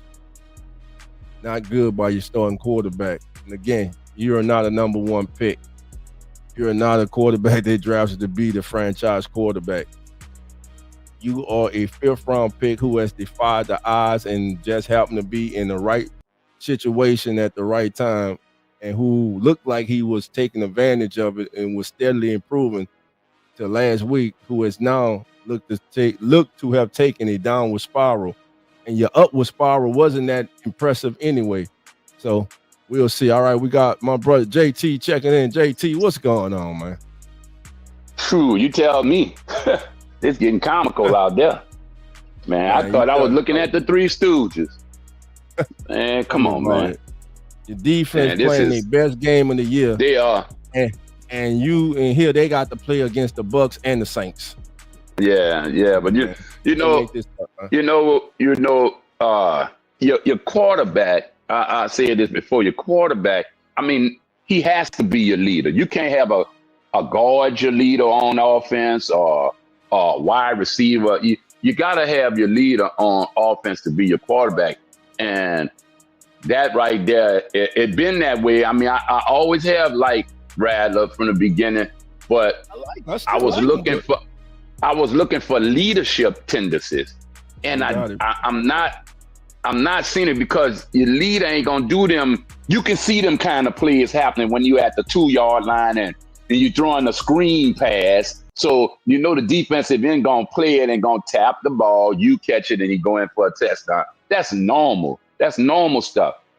Personally, that's what we need. We need us a leader there, and I don't see it with Rattler right now. Even though like I told you, I like him, but I just don't see it. The only thing he can do for me right now is, and I said it before, you can't lose the game for your team, and that's what you did. You lost the half for your team. Right now. Right. Show me you can come back in these other 2 quarters and do what you're supposed to do as a leader. First thing is gonna start up in that locker room. He should admit to what's, admit it and let them know. It all depends. It all depends on what type of leader he want to be. All right. And as far as Chuck Dolph, last week, I don't think he even dressed out. He didn't even dress out last week. So I'm hoping, I don't know if he dressed out this week or not. I didn't check on that yet. Okay. But I could have swore he was dressed last week. He was the backup. I didn't see him. Maybe I didn't. He was backup. He was active. Maybe. Oh, okay. Maybe I missed it. Okay. Here we go. First the 3rd quarter. Okay, then I'm looking for him now. Then okay, then I'll catch you at the kickback there. All right, JT. Appreciate you, brother. All right, AGT. All right. I almost got their game. Play action pass. Baker rolls out looking downfield. Wide open, complete first and 10. Go ahead, dog. You gonna kill that damn almost. Hey, boy. JT. Your boy got a sack and a half, strip fumble and fumble recovery. Yeah, well, you better get it. You got to give it to him, but it ain't over yet. I want to see him get what he's supposed to get. That's what I want. Yeah, he's been healthy for 7 games, at least 6 games or whatever. I want to see him get what he's supposed to get. This is 3rd game back, so let's see. Yeah, this is 3rd game. All right, here we go. Gonna be a handoff to White. And he's going to get strung out, get a gain of 3. Chris Rump, the second in there on the tackle. Good force in, good support on that edge there by Alante Taylor forcing White to cut in. Chris Rump the second cleaning it up. Be second down and 8 as they hold White to a gain of 2 yards on the play. We're just underway in the third quarter. Tampa Bay leading New Orleans 7-3. This is really big for the Saints defense. They have to find a way not to let the Bucks go down and add to this score.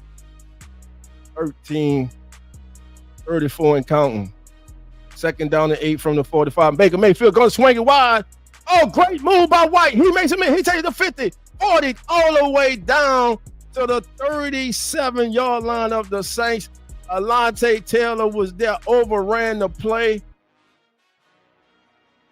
Him and who was that? Quincy Riley overran the play. White, great patience, cuts it up. Big first down. Buccanners coming out the locker room looking to go. I think a touchdown may be insurmountable for this Saints offense today. A field goal, they'll have a chance, but a touchdown, I don't know. Here we go, 1st and 10, tight end in motion. Play action pass. Baker gonna look for the kill shot. Gonna look deep. He's being pressured. Now he's gonna roll out. He's gonna throw a crop back across the body. He's gonna be completed for the first down. Terrence Johnson with the reception. 1st and 10, Buccaneers. Baker Mayfield keeping the play alive with his legs. Getting out the pocket, throwing back across his body, across the field to Taz Johnson, who catches the ball, takes a lick from Alante Taylor, but holds on to the ball. 1st and 10 for the Buccaneers as Tampa comes out the locker room rolling. They are coming out with a sense of urgency.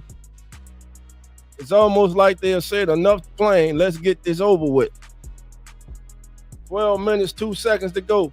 Hand off to Tucker. Tucker goes up the middle. He's met. He's going to be held to us. I'm going to call it a gain of 2. It'd be second down and 8 from the Saints' 23-yard line.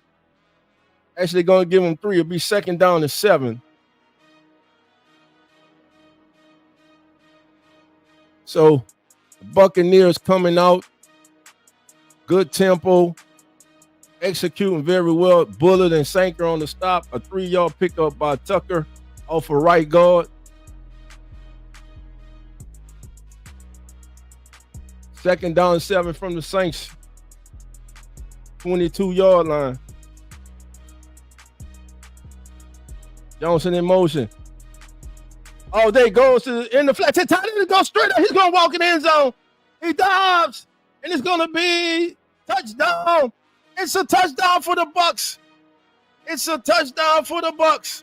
Just like that, Tampa walks straight out the locker room, walks through the Saints defense in the second half. It's a game of 2 halves, and the Saints now trail 13-3. It should be 6-3, but it's 13-3 because your quarterback threw a trash, garbage ass intercept in the first half. I can't. Ah, man. Saints trail, baby. Saints trail.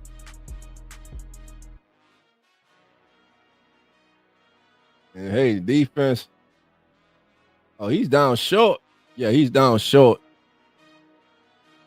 They're going to say, yeah, the referee called a touchdown. Hold on, he's down short. You got to challenge that.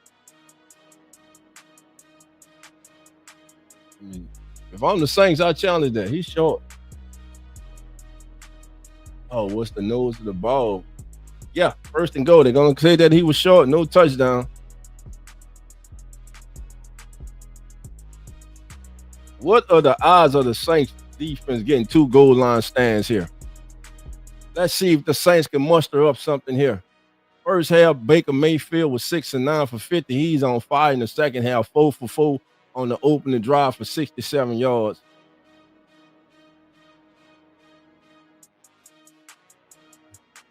Buccaneers looking to stretch their lead out to double digits on the New Orleans Saints. 1st and goal. Johnson split out. He's guarded by Taylor. 1 setback. They're going to run it inside. Baker looks. Oh, McKinstry almost picked it off. Good coverage. McKinstry with good coverage. You got to make that play. You got to make that play. Oh, that would have been a big momentum changer as he played it great, wonderfully. And Baker only looked that way. They wanted to attack McKinstry. Shepard became a defender on that play. 2nd down and goal from the 1. Let's see if the Bucs try to spread it. Now they're going to run at the Saints this time. Tight end in motion. Hand off to Tucker. Tucker's going to be stopped. He's going to be stopped. He's going to be stopped. And he may have lost just a half a yard. That Saints defense in front, they're firing. They're changing the line of scrimmage. They're pushing that. Great field. DeMario Davis. Great field. Watch DeMario Davis. Bam. Good field by Davis. Then the cavalry comes. Great play by Double D. 3rd down and goal here. Big 3rd down here for the Saints defense. Tampa looking to cash it in on 3rd and goal.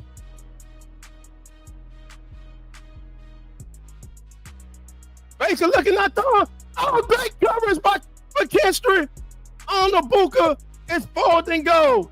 This Saints defense, they are defending every blade of grass.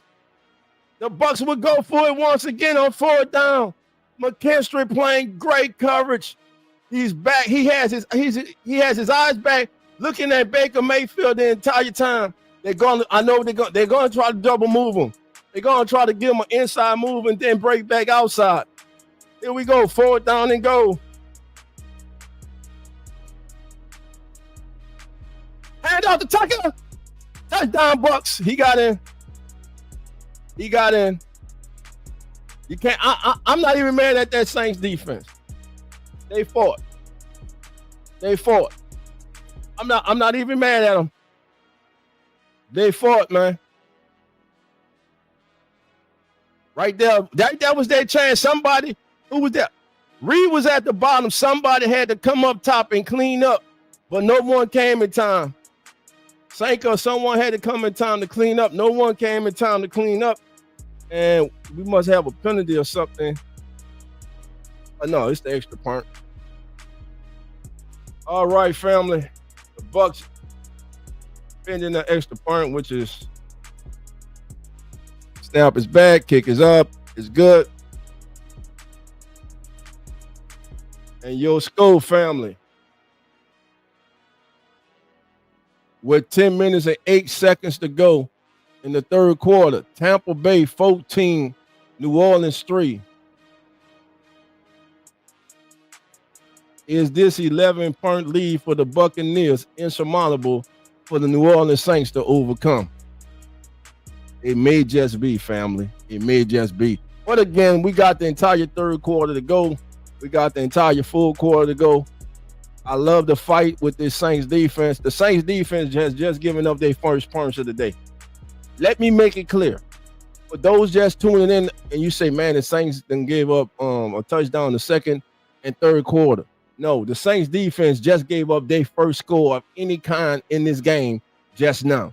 The offense gave up the touchdown in the first half, mainly Spencer Rattler, by throwing an inexcusable intercept deep in his territory. So the Saints come out the locker room and allow the Bucs to march down the field. Baker Mayfield comes out. He's on a roll in the 2nd half in the 3rd quarter. Now Baker Mayfield for the game is 10 of 15 for 116 yards. His QB rating is 89.9. He's averaging 7.7 yards per completion. Sean Tucker on the day, 8 carries for 33 yards and 1 touchdown. Rashad White, 12 carries for 33 yards and no touchdowns. The Bucs as a team have now rushed the ball 20 times for 66 yards. So the Saints defense doing a good job in slowing down this Bucs running game. Again, it was 4th down. The Saints defense fought, just came up a little short from having a 2nd goal line stand of this game. Again, no one was able to clean up top. He was stopped. His leg drive was stopped, but he was able to lean forward because nobody was able to clean up top. Thus, the Bucs are up 14-3. 10 minutes, 8 seconds to go. Let's go around the NFL to the Come On In Sports Scoreboard right now. And right before the half, Indianapolis 17, Tennessee 7, Denver 20, Dallas 10. They're at the 2-minute warning. Tonight, it's Pittsburgh taking on the Green Bay Packers, and my must-see game. Now let's go to some of the earlier games today, family. Earlier games today, it was the Jets, Jets, Jets get their first win of the season. Aaron Glenn gets his first win as a head coach, 39-38 over the Cincinnati Bengals. The Chicago Bears 4-game winning streak has come to an end as they fall to Baltimore 30-16. The Dolphins go into ATL, baby, and they stomp all over the Falcons 34-10. Buffalo goes to Carolina and says, allow us to reintroduce ourselves, baby. They beat down the Panthers 40-9, who came into the game feeling good about themselves. The kickoff is returned to the 27-26, and the Saints will be starting inside their 20-yard line because the flag was thrown. So the Saints will be in the hole to start their first possession of the second half. The 49ers and Mac Jones go down 26-15 to the Texans and C.J. Stroud in Houston. It's the Eagles defeating the Giants 38-20. Patriots over the Browns 32-13. In that defeat, Browns defensive end Myles Garrett has a career-high 5 sacks in the contest. Monday night, it will be the Washington Commanders taking on the Kansas City Chiefs. All right, family, the Saints will have their first possession of the second half. Rattler now will shift the shotgun. Empty backfield. Taysom Hill in motion. I told you, Elvin's heard a lot of Taysom. It's going to be a read option. Rattler's going to keep, and he's going to get out to the 19, close to the 20-yard line.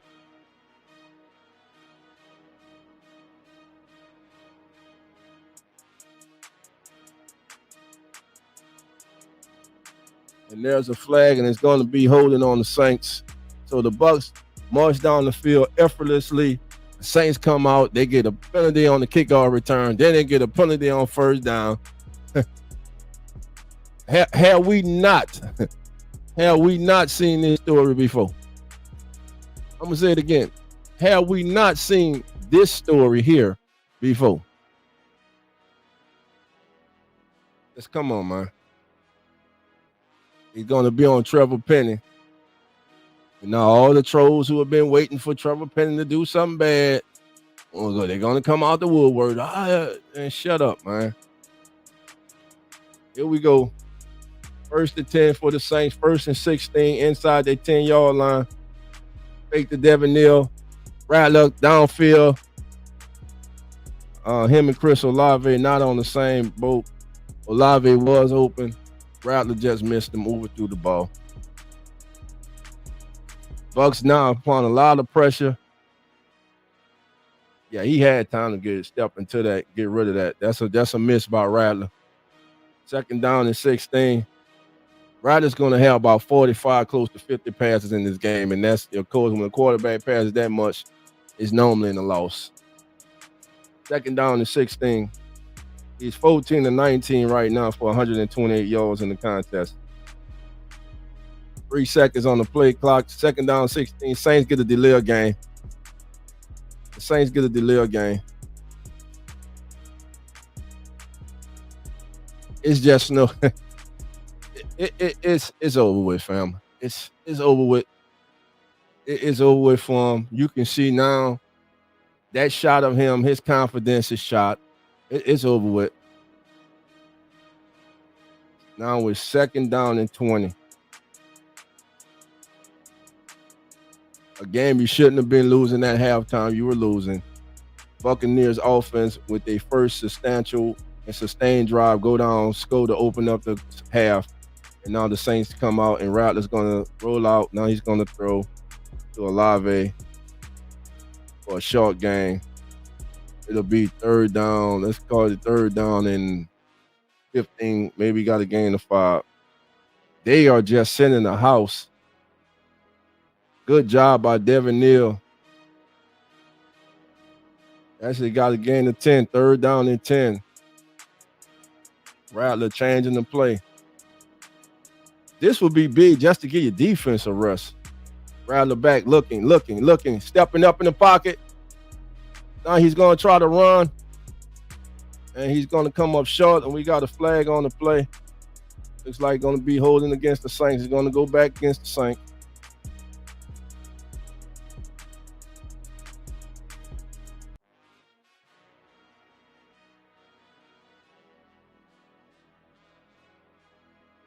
When it rains, it pulls. Number who? Is that Penning again?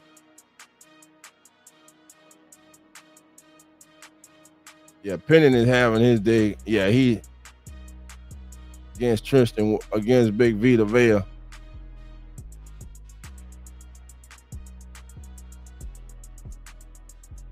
Third down and 17. Well, Trevor, now they get on you, bro. Now you're struggling right now. 3 sacks, knocked down 4 times. Back looking, good pocket. Those downfield go be intercept, overthrown for Valet.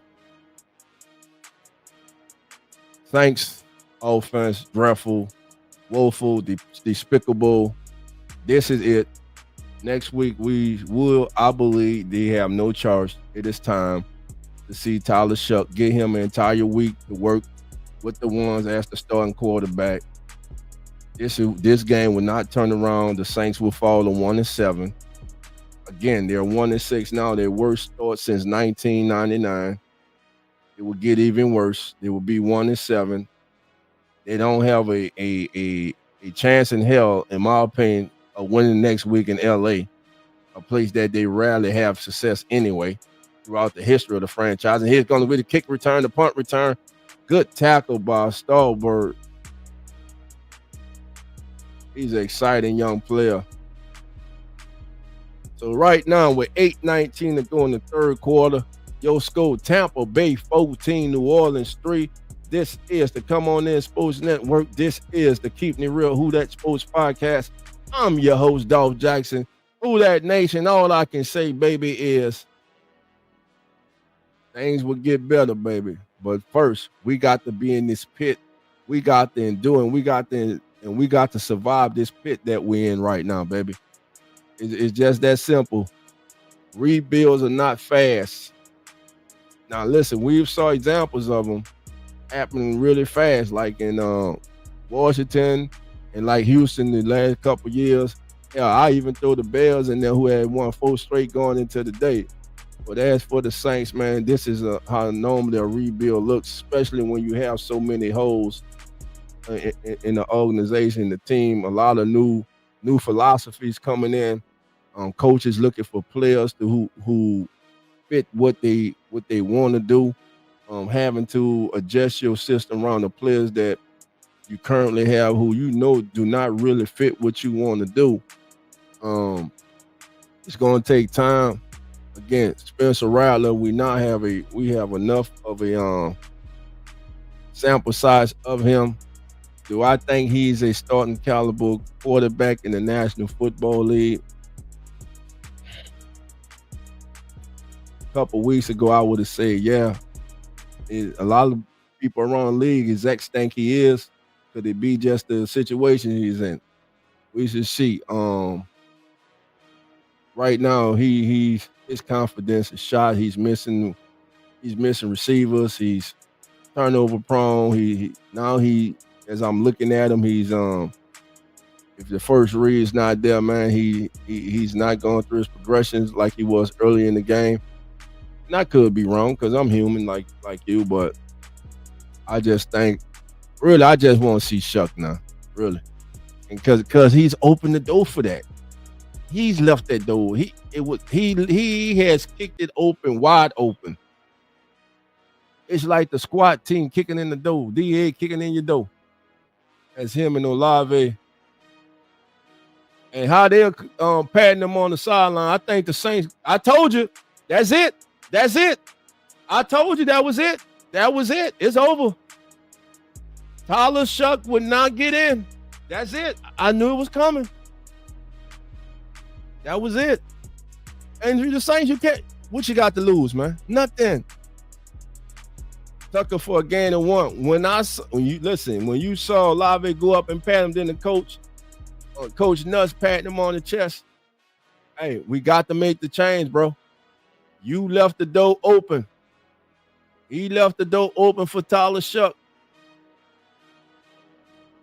So here we go. Kellen Moore now goes down, sit down with Tyler Shuck. Tyler Shuck will be making his NFL debut. Can the Saints defense get a 3-and-out? How many possessions would he get today? We shall see.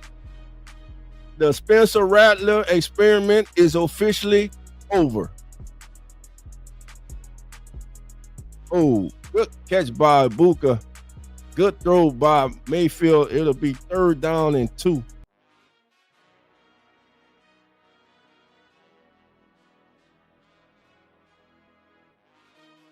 What are you going to give forward progress to? Yeah, it looks to be a gain of 8.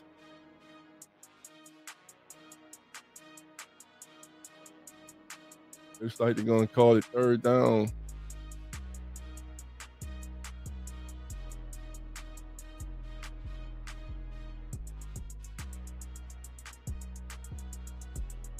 Third down and 4. Gonna be a 1st down. Mayfield back looking all day to pass over the middle. Tight end. 1st down. Bounces off. You got the wrap, man. You got the hit and wrap. Come on. As the Bucks are come out and they are full pedal, full metal to the pedal, baby. Demario Davis, you got Chase Young knocks Demario off the tackle by trying to drop his shoulder. You got the tackle. What? Demario didn't do any better. He came in with his nobody. You got the hit and wrap. Come on, man. Burgess, the safety with the tackle. 1st and 10, Tampa, baby. Tampa looking to put this game out of reach. 6:06 and counting in the 3rd quarter. It's going to be a handoff. And it's going to be a gain of, call it a gain of 3 on 1st down. As Williams with the carry for the Buccaneers. 5:50 and counting. Tampa Bay offense has come out, man, and they've turned it up, baby. They have turned it up. Saints had them on 3rd down and 4. Were unable to stop them. If you hit and you wrap up, you stop them and you possibly get the ball back. Now, if you're the defense here for the Saints, you want to at least hold them to a field goal. A touchdown, I believe, is totally over. Mayfield going to be a handoff. Williams dancing in the backfield. There you go. That's how you hit and wrap. And there's a flag for holding. So back them up. It'll be 1st and 20 for the Bucks. What's Demarius throwing his hand? I'm like, it's against the Saints. Oh, offense.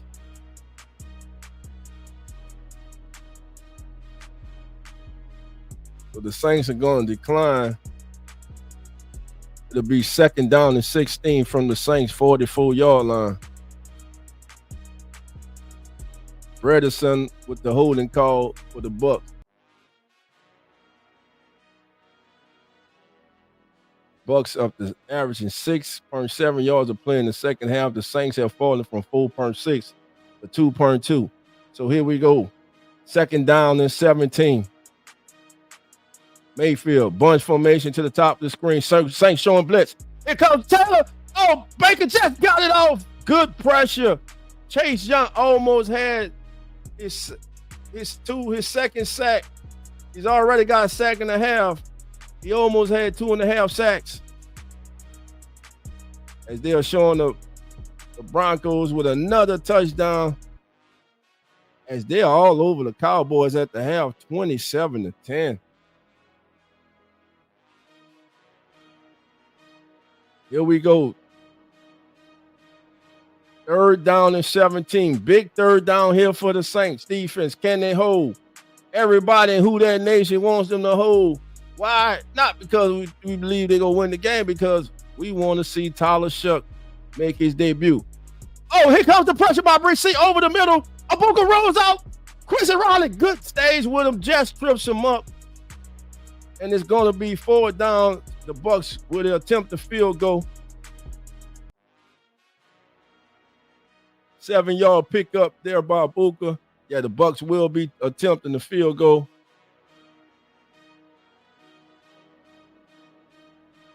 Quincy Riley with the tackle.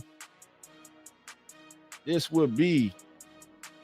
Well, Chase McLaughlin, he's hit a 60-something yards this year, so this is nothing to him. 55 yards to make it 17-3. Buccaneers, and the kick is up, and it's good. 17-3 is your score. Well, Who Dat Nation, you got it. When we come back from commercial break, the Tyler Shuck era begins for the New Orleans Saints. The Spencer Rattler experiment is officially over and done with. Tyler Shuck is getting warm as Zach is at the game. Zach says, "Dolph, he's warming up, baby." So with that being said, family, what's your thoughts, family? Put it in the chat. What do you want to see from your young quarterback? Listen, it ain't gonna look pretty, I don't think. But I don't think it damn sure gonna look as bad as it was looking. And the right was on the wall for Spencer Rattler. He knew it. We knew it. He has nobody to blame but himself. And it's just that simple. You had your opportunity. You couldn't sustain it. You couldn't do it. It's just that simple. Let's see what Tyler Shuck can do. Tyler Shuck, no matter what from here on out, should remain the starting quarterback for the New Orleans Saints this entire season. From here on out, you got 10 games left. 11 games. This is 8. 9 games. He should be your starting quarterback for the remainder of the season. And you should see what you have in Tyler Shuck. And so rather simply put, if you want to resign him as the backup, cool. If he goes somewhere else, cool. I don't care. I just want to see now what Tyler Shuck can do. I've seen what Rattler did again last week in Chicago and this week. Early on in the season, throwing behind receivers, missing touchdowns, not being able to convert in the red zone, having one of the lowest completions of quarterbacks in the red zone. Those are the things that got him benched. And the last 2 weeks' performance have him benched, and that's why it is over for him as the starting quarterback for the New Orleans Saints. Now, for everybody who was screaming for it, put Shuck in. Put Shuck in. You got it. Here he goes. Tyler Shuck going down to each and every single one of his offensive linemen. Here you go, young man. Here we go, baby. Zach says, "Oh, here we go. It's Shuck time, baby."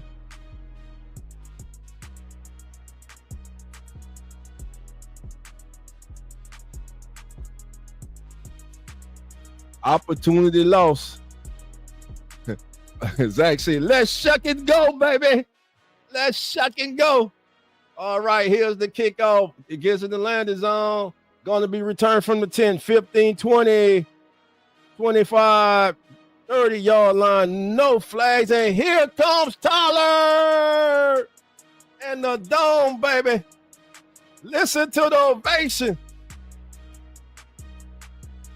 Look, see, he put his jersey up.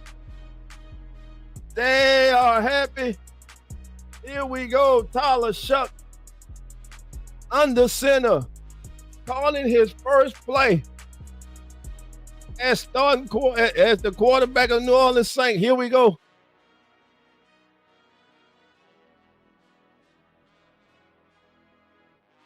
Snap is back. Shuck back, looking out his hand quickly. Yes, Taysom Hill. First down, got a first down, but good completion. Good play to start off with Tyler, man. Got it out his hand quick. Saints going up tempo right now. He slings it out there to Taysom. Taysom with the reception. 2nd down and 4 for the Saints from their 36-yard line.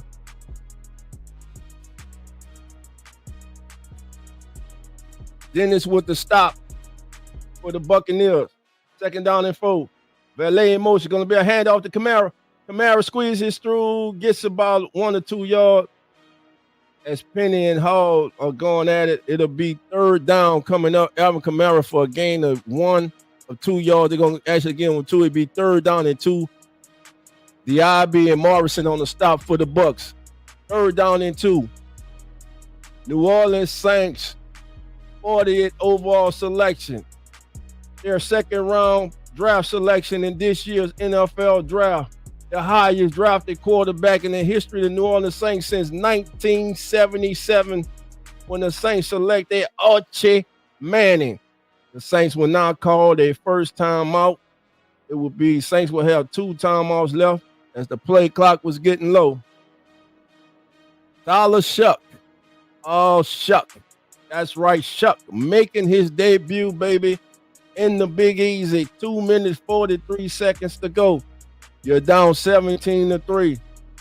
Can this young man make any kind of magic? Can he give the Who Dat Nation any kind of hope, baby? It is here. Let's see it, baby. Let's see it. Again, timeout on the floor. What you say, chat? All right. Bronze Flat Power Guard 605 say, well, let's go, Tyler. I'm still rooting for whoever. There you go. Whoever's out there, that's who I'm rooting for. Acme Oyster House, shuck the Bucks. That ain't happening. Bucks beating shit out. I'll say this. If he were any good, he would have showed it in practice. Maybe he's decent and be a viable backup. All right, I feel jump two. That's jump two's estimate of what he thinks. All right, anybody, come on, family. Let me hear what you're thinking. First of all, family, do your boy DOLPH a favor. Hit that like button. If it's your first time, baby, subscribe to the Keeping It Real Who Dat Sports podcast, but also subscribe to the Come On In Sports Network. Our score 17-3. We got a Saints timeout. When they come out of commercial break, Tyler Shuck will be looking at his first third down situation as a quarterback for the New Orleans Saints. Third down and 2. You're down 17-3. Hey, I'll go for it, man. You 1-6. You 1-6. You 1-6. You know, you 1-6. What you got to lose? What you got to lose? Nothing. So I want this young man to get as many reps in this game as he possibly can. If the defense can get a turnover or 2 to get him some extra possession in this game, let's see it.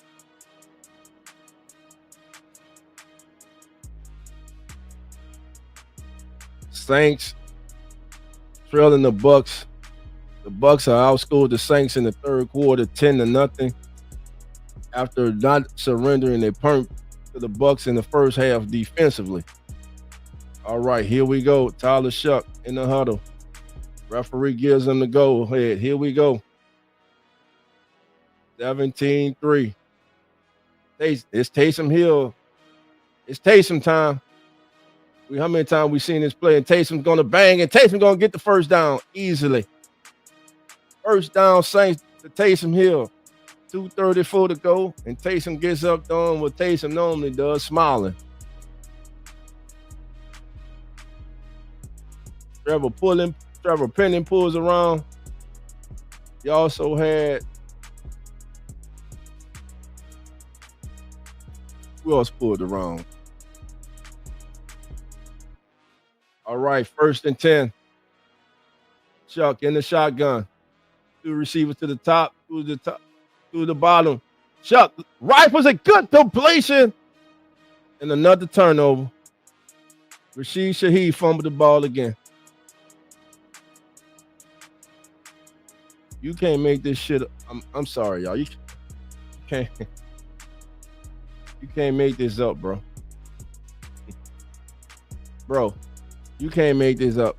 Just like they're not helping these young quarterbacks.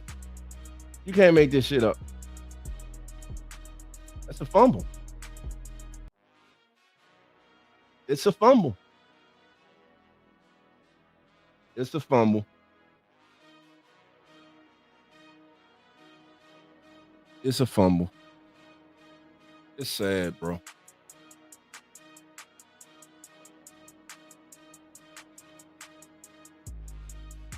Bucks need to challenge this. That's a fumble. I don't know why they're saying that the knee hit. The knee did not hit. Did they blow it dead? Help me out, family. This is a bad dream conceived in the bold bowels of who that hell. Tell me about it. Ain't gonna get away with one. Look like why Tampa's not challenging, I have no idea. Did they say the play was blown dead? Chuck in the shotgun. Shaheed in motion. Quick gets it to Shaheed. Blockers out in front. Shaheed makes 1-2 minutes, gonna get a gain of 7. It'll be 3rd down and 2 for the Saints. 3rd down and 3. 3rd down and 3 for the Saints. I thought it was a fumble. They must have said they blew the ball dead or something.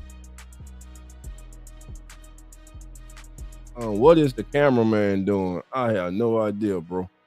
Saints back at the line of scrimmage. Shuck back. Looking. Release. Quick release. Look at the quick. And Winfield just took the ball away. He just took the ball away. He just took the ball away from Chris Olave.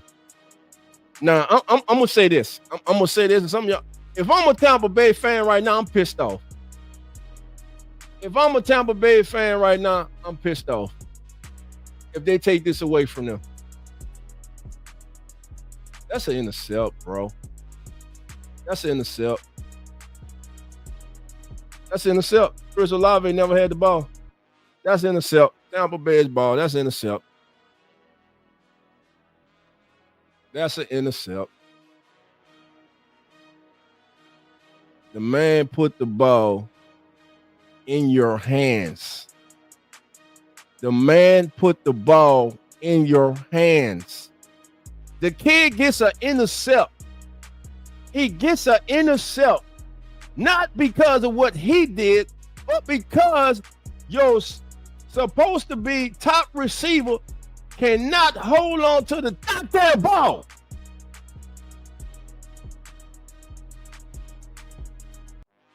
They're not helping these kids, man.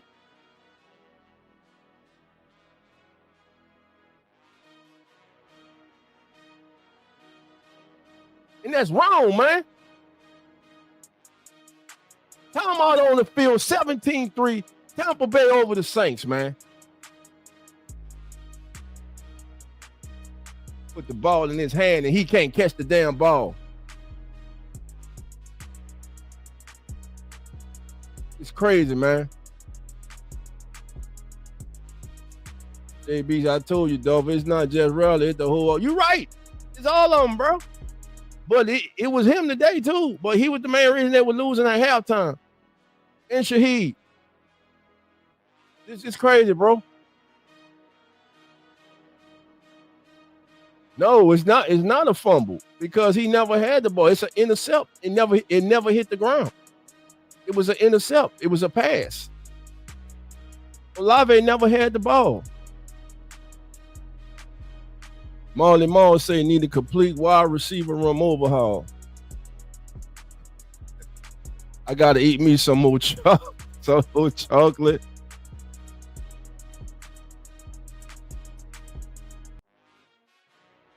How you gonna put that on? That's not on that's not on Mo. That's not on Staley.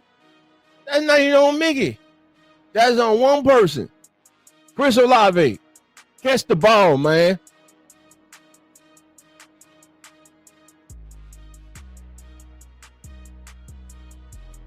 You got to catch the football, bro.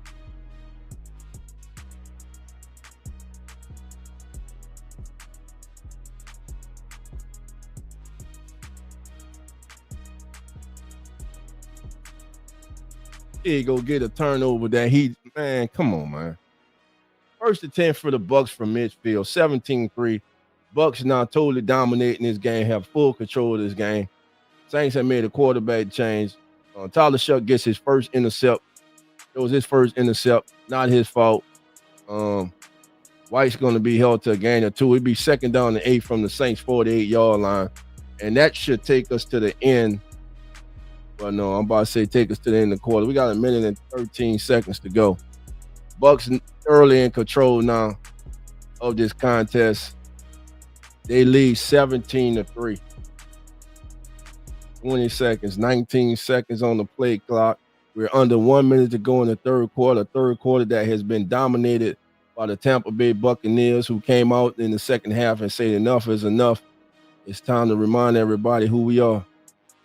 The reigning and defending NFC champions for the last 4 years, and it's for a reason, because we're that damn good. Good coverage there by McKinstry on the Bucca. It'll be 3rd down and 8. And I got to give McKinstry some credit. So far today, he's been in there, man. He's been battling real good with the Bucca, man. We know how special that young man has been this season for the Bucs. Marlon Moore says, I did want to see Rashid traded, but the Saints might have to look. I didn't want to see him traded, but they might have to look at it. Olave can get traded too. I'm not gonna just trade talent, bro. I mean, they just got to play up to their capabilities, bro, and they haven't. Chase Young coming, wide open. Too much uncovering. And let me say this: Chase Young is getting pressured. Where the hell is Carl Granderson? Cause y'all be quick to call out Chase Young. Where the hell has Carl Granderson been since early in the season? Where is he at today? Huh? All y'all said Cam Ward, so where the hell is Carl Granderson? He's able to roll his way. I've seen more of Chris Rump II today than Carl Granderson. And I haven't seen a report that Carl Granderson is injured. At the end of 3, your score, Tampa Bay 17, New Orleans 3. We are 15 minutes away from the Saints going 1-7 on the season. But what many in Who Dat Nation have wanted, it has happened. They have their guy. He is in the game. Our new quarterback who has taken over is the 40th selection in this year's past draft, Tyler Shuck, the young quarterback from Louisville, baby. He is in the building. And now he is under center and he is starting for the New Orleans Saints. So let's see what Tyler can do. Just want to see this young man have some good reps out here. I like to see him get a good 1 or 2 scoring drives just to build up his confidence. We know now he will have a whole week of preparation as he will get ready to go the debut against the Rams. You know, that young, that feisty and aggressive front of the Rams out there in LA. But hey, it's all about balling, baby. So we shall see. Tyler Shuck has replaced Spencer Rattler. The Spencer Rattler experiment is officially over. It'll be 1st and 10 for the Bucs at the Saints 34 to start the full quarter. Just despicable, man. Just despicable. And right now, looking at the scoreboard, the Indianapolis Colts are up 24-7 on the Tennessee Titans. Daniel Jones is 14 of 20 for 164 yards, and Jonathan Taylor has carried the ball 10 times for 149 yards and 2 touchdowns. Michael Pittman has 7 catches for 86 yards and 1 touchdown. The Indianapolis Colts, my friends, are for real. They are 4-0 at home, 6-1 overall, as they are beating down right now the rebuilding Tennessee Titans and young Cam Ward. The Titans simply got to put more talent around Cam Ward. I think the young man is going to be successful.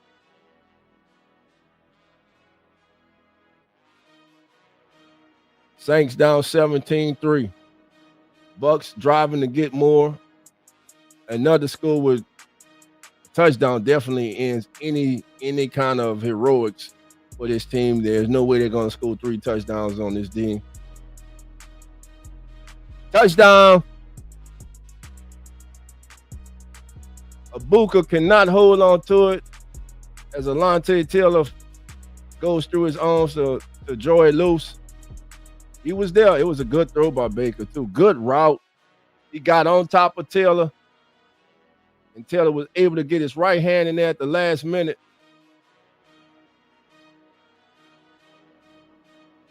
Booker looked like he couldn't just it's not pass interference. Baker won't pass interference. It wasn't pass interference, Baker. Actually, Baker was a little late with that pass too. 2nd down and 10. As you see, the Bucks are like, let's get this thing over with, man. Let's put it away. Taylor misses the tackle, but he slows him up. The cavalry comes, and Sanker is there to clean up. It'll be 3rd down and 10. I like to see the Saints defense finish this game strong, man. They had too good of a first half to finish this. To finish bad, man. To finish subpar, man. They were fighting their butts off. Listen, Chuck is in the game. Let's see what he can do. Tez Jones' first 3 games, 8 catches, 8 yards for 0 touchdowns. Last 3, he's been going off. Big 3rd down here for the Saints defense. Looking. Spencer, look. Over the middle. And off the hands of Tez Johnson.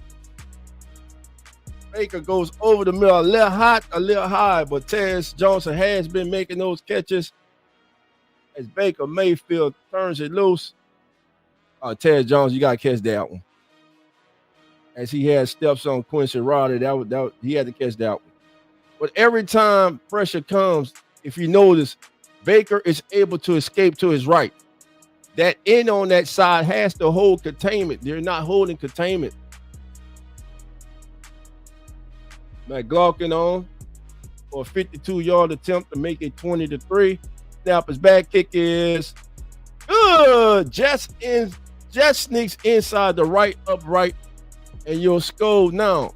Tampa Bay 20 and New Orleans 3. 14 minutes and 3 seconds to go. Tyler Shuck will now get his 2nd offensive possession as quarterback of the New Orleans Saints. Carl Granderson is in the line waiting to be traded. Beetlejuice.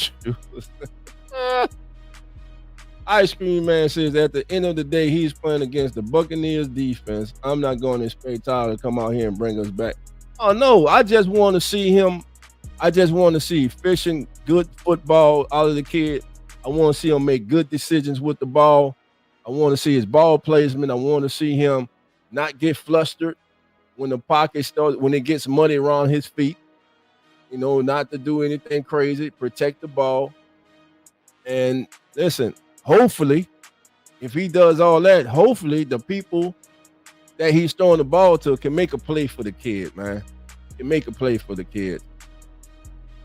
Trey Big Bro says our receivers are backups, Dolph. Zach says, man, Dom's starting to clear out. I told you. Hey, man, can you blame him, bro? You gonna spend a... I mean, I know Shuck is there, man, but some people, man, let me beat this traffic, man. Some people going to the local watering hole, man. Need a drink after this performance. But there were some bright spots in this game. They were. Chase Young appearing, getting the sack and a half. He's been getting pressure the entire game. Defense with a goal line stand. Almost came up with 2 goal line stands. Let me see what else I can say. That's about it. That's about it, man. I can't think of more, man. I can't think of more, man.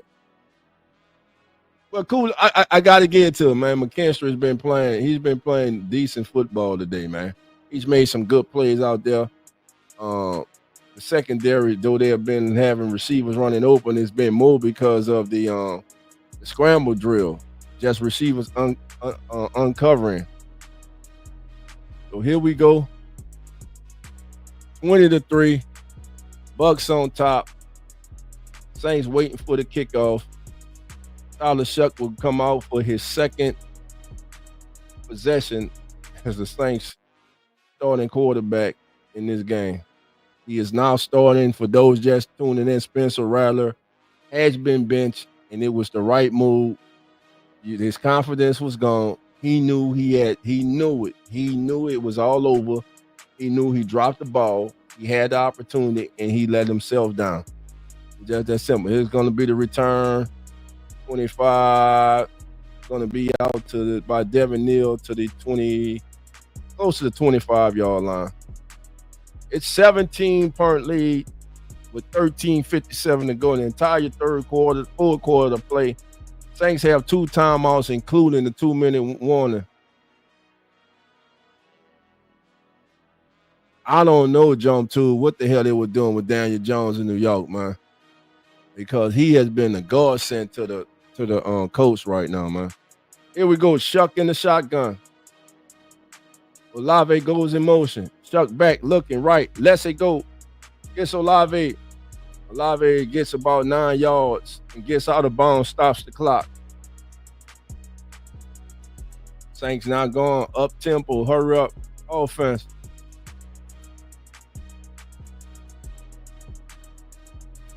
And the Bucks coverage is a little loose now.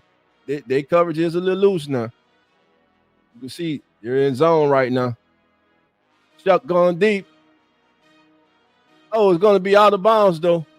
Trying to get Olave is out of bounds. It'll be 3rd down and 1, and Chris Olave is slow to get up. Now he gets up, looks to be fine. Got to keep that ball on the field. Yeah, Chris juggled it. Couldn't catch it. But you got to keep that ball on the field. 3rd down and 1 for the New Orleans Saints. Olave a little shaking up will come out. It'll be a handoff to Elvin. I knew it. Elvin's going to get the 1st down as they go behind Penny to pick up the 1st down. You see Olave bending over. He's a little shaken up.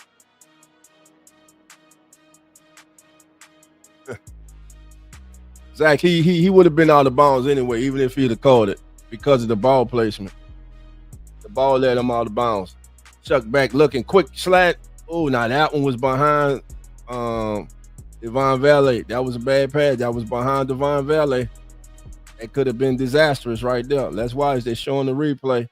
Cut in, yeah, behind him, late. He was late with it. Chuck was late with that one. 2nd down 10. Yeah, he was real late with that one. You got to get that out of your hands sooner. 2nd down and 10 for the Saints. 13:04 to go. 2nd down 10 from the 36. Bucks showing blitz now. They're going to drop. Here they come. They blitzing. Chuck's going to step up. Chuck's going to try to run. Now he's going to slide down. Now he's going to jump back up. He's going to slide down after getting a gain of 2. Going to be 3rd down and 8. Actually going to give him a gain of 1. It'll be 3rd down and 9 for the Saints.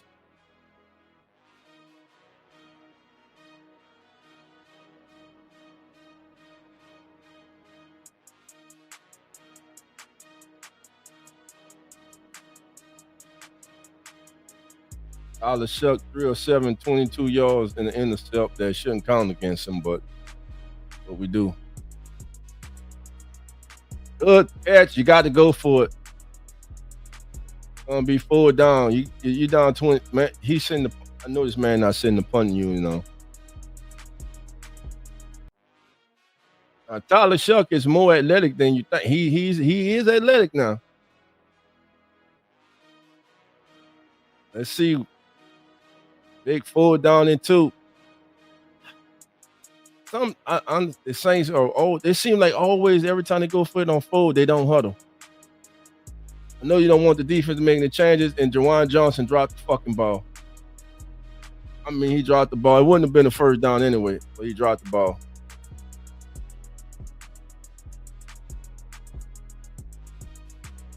Good play by the defender. It's just good defensive play. He wasn't past the sticks anyway. Wouldn't have been a 1st down anyway. It's again, I just say it seems like every time they go for it on 4 down and short, they always do a up-tempo, hurry-up offense, and this always happens. They don't get it. Chuck was heading to the bench like, where you gonna go? We're gonna go when we down 17. Yeah, go for it. You're down 17. Right call to make. The Bucks are the better team. We know they're the better team. when you have your chances in the first half like they had, shouldn't have been losing this game at halftime. It's just that simple. And the Bucks came out with a sense of urgency in the second half, full pedal to the metal, man. Hey, let's not give this team any hope. Let's go, man. And that's what they did. Yeah, that's what I'm saying. He continues to go with this. They need to ask him that. Why do you always go with no huddle when you go for it on forward down? I haven't seen them huddle when they go for it on forward down yet. Somebody let me know if I'm tripping, because I haven't seen it yet. You throw the ball 1 yard on forward down when you need 2. That's on Jawan Johnson for running the route shorter than the sticks. That's on for Kel, and that's on Tyler Shuck for throwing that shit. You don't throw that ball. You need a first down. Yeah, and we have Taysom Hill. Keep the game simple.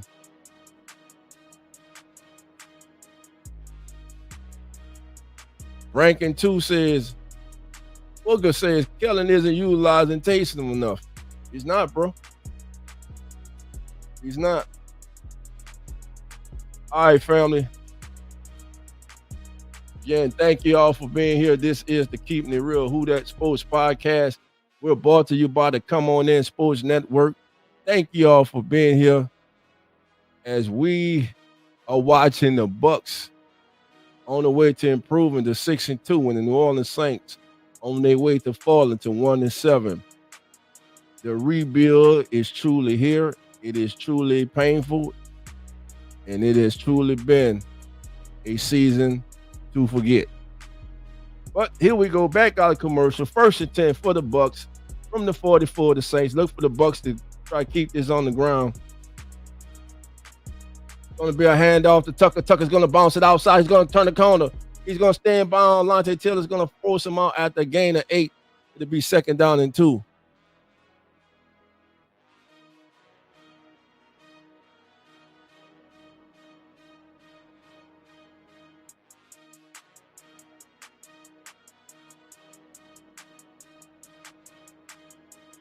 All right, family.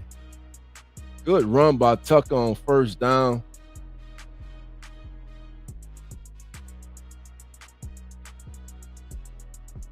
Lante Taylor comes out. That's not a good sign for the Saints. 2nd down and 3 after 7-yard gain by Tucker. Going to be another handoff to Tucker. Tucker going to be, just missed in the backfield. As John Ridgeway just missed him in the backfield. As he had good penetration.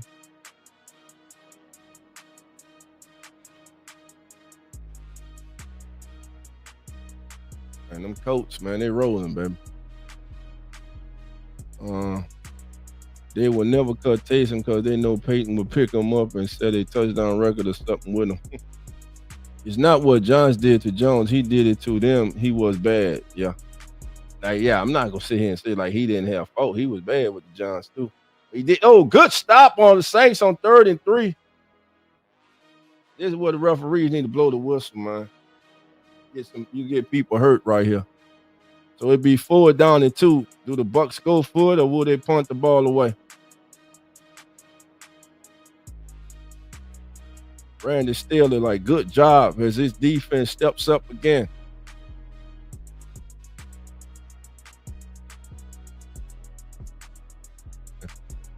If misery loves company, I'm happy to share this misery with y'all. Same here, Sister Barbara. Same here. Another field goal attempt. McLaughlin. Snap is back. Kick is up straight down the pipe. And it's good. Your score with 9:26 to go. Tampa Bay 23. New Orleans 3.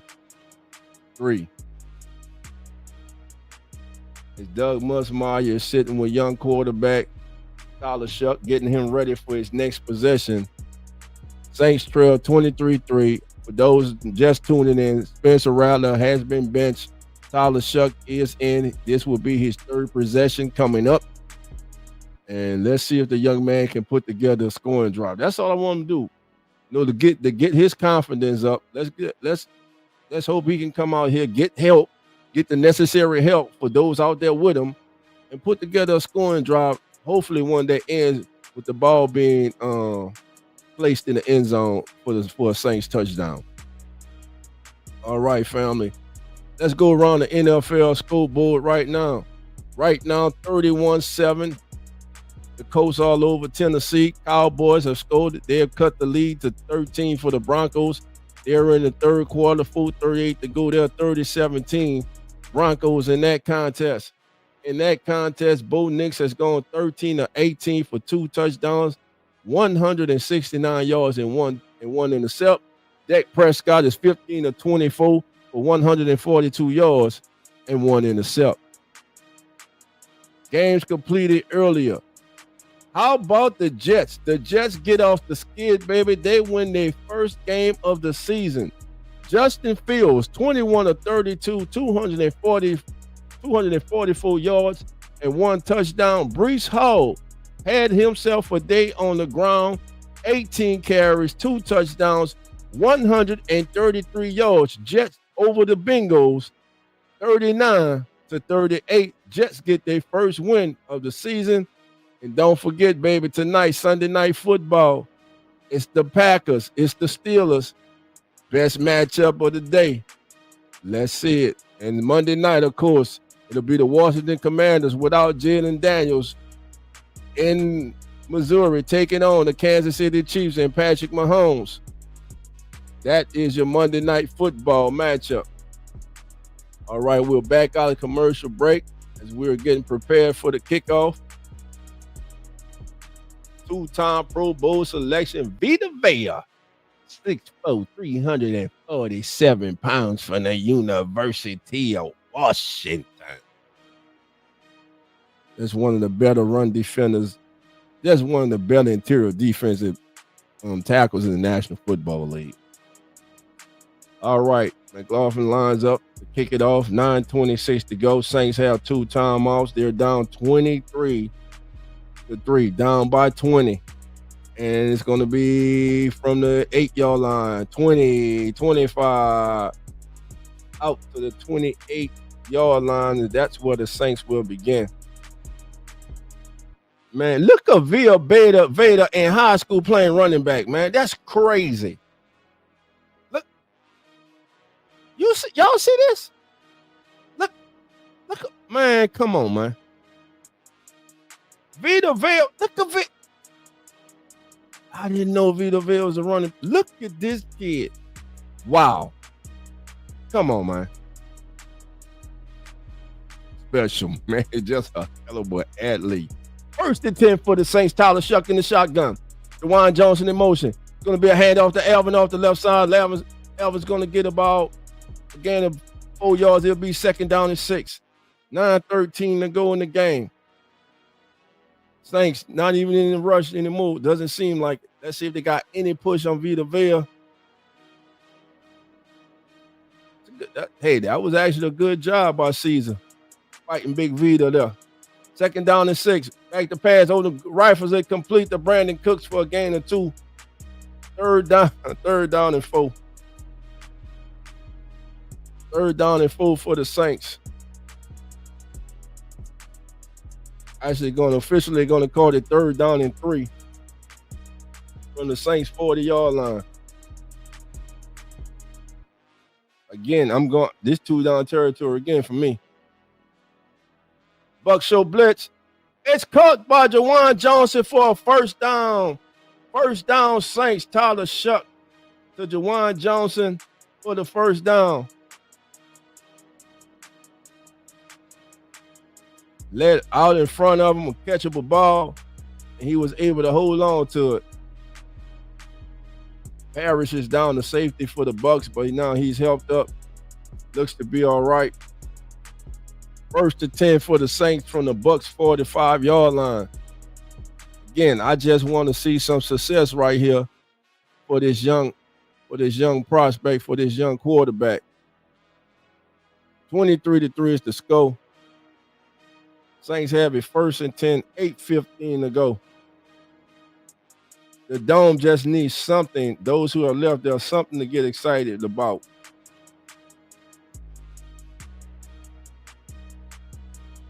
Can Tyler Shuck give any flashes of what could possibly be ahead for the New Orleans Saints and himself?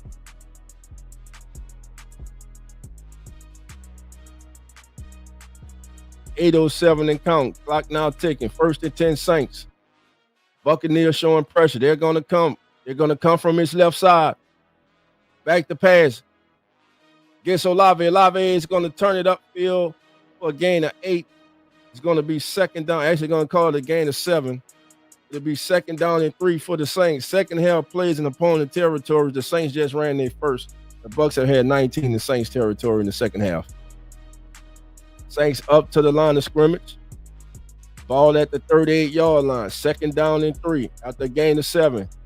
Chuck in the shotgun. 7-12 so far. Back, looking, throwing. As his man, Jawan Johnson catches it and goes out of bounds. 7:22. Clock still rolling. 7:20. 1st and 10.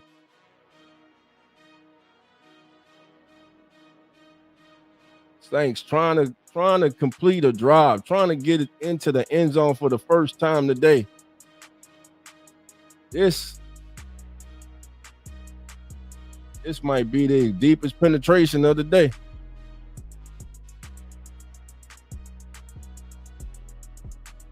Olave comes in motion. 6 seconds, 5 seconds. Here come the Bucs. Chuck going deep. He got your head. He overthrew him. You got to hit that. You got to hit that. He got to hit that, bro. He got to hit that. That's on nobody. Rasheed just he whooped, man. Touchdown. That's on Tyler Shuck. That's on. He missed miserably. He missed miserably, and I'm telling y'all now. I'm not taking all that. Well, that was it. I ain't taking none of that. This was his first game. No, you got to hit that damn throw, man. You don't get that wide open in the NFL. 9 second down and 10, man. LA comes in motion, reset, 2 seconds. Saints gonna have to snap this ball. They had to call the timeout. Saints had to burn a second timeout because they don't know the damn play. All right, family. Hey, family, we want to thank you all for being here. Hit that like button. Hit that subscribe button. This is the Keeping It Real Who That Sports podcast. We are live on YouTube and X, baby, and Facebook. Thank you all for being here. I'm your host, Dolph Jackson. We're brought to you by the Come On In Sports Network. And also, family, we would like to announce our partnership with Playback TV. That's right. If you're not familiar with Playback TV, baby, what you waiting for? Playback TV is your home to watch live sports. That's right. If you like Major League Baseball, if you like NBA basketball, Euro basketball, it is the place to be. Live, baby. That's right. If you don't have NBA League Pass, all you have to do is tune into the Come On In Sports Network, join the channel, and you can watch live NBA action with your boy, Dolph, each and every single week. But not only just with me, but with the entire Come On In Sports Network family, real fan sports and uneducated sports talk. We will have you covered all season long. Playback TV, our new partners, man, and we are so excited to be part of the Playback TV family. Stuck back underneath, hits Brandon Cooks. Cooks gets the first down, 1st and 10 for the Saints, and the Saints have their deepest penetration of the afternoon into Bucs territory. And I'm putting the link in the chat, family. Do me a favor. Do us a favor, family. Hit that link. Join the channel. Subscribe to the Come On In Sports Network channel at Playback TV. And we can watch live NBA basketball all season long. And there's the link. I've just put the link in, family. Please, family, do that for us. We're trying to grow the community. We're trying to grow the channel. Playback TV is a great app. It's a great platform. Again, live sports coverage. You're there in the chat. You can join us live on stage. You have the ability to turn down the TV announcers and just listen to your boy Dolph. Or if you don't want to hear me, you could turn me down and just listen to the broadcast itself. It's a wonderful, wonderful platform. Playback TV, family. All right, Chuck back looking. He's gonna get sacked, and there's gonna be a flag. And there's a flag. Who's the flag on? Gonna be holding on the Saints. Looks like.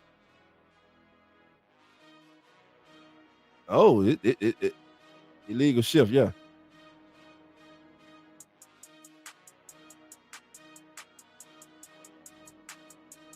Third down. That player's declined. Legal shift on the live.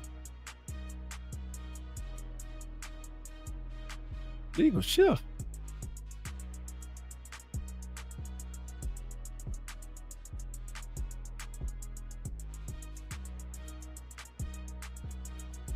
Quick strike to Rashid Shaheed on 3rd and 19. It will be forward down. 4th and 10. Yeah, why kick a field goal, man?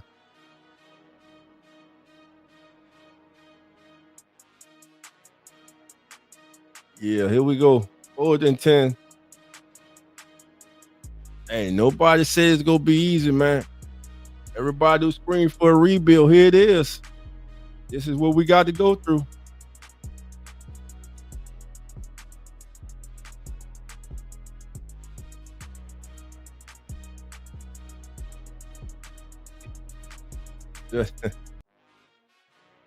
No one open downfield. Shuck avoids the sack. Instead of looking down the field, he just flips the ball out.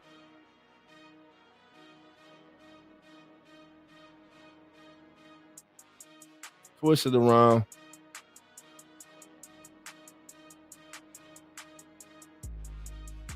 First and 10 for the Bucs. 23-3 is your score.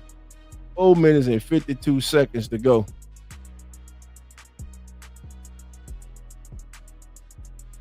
Again, listen, we will see next week. He will get a full week of practice, but he's the starter. He will get the majority of the reps. The game plan will be built around his skill set. So let's see what he can do next week as he will start his first game for the New Orleans Saints. Bucs are just look for the Bucs just to run out the clock. Feisty performance by the Saints defense today. Just no help from the Saints offense today. No help at all from the Saints offense at all. And it's just sad, bro. It's sad they didn't help this kid today. The starting quarterback who started the day today, Spencer Rattler, he put the Saints in the hole. Defense played one of their best halves of the year in the first half. Had a goal line stand, did not give up anything, but yet we're trailing at halftime due to Spencer Rattler. Turnover, intercept, his pick 6.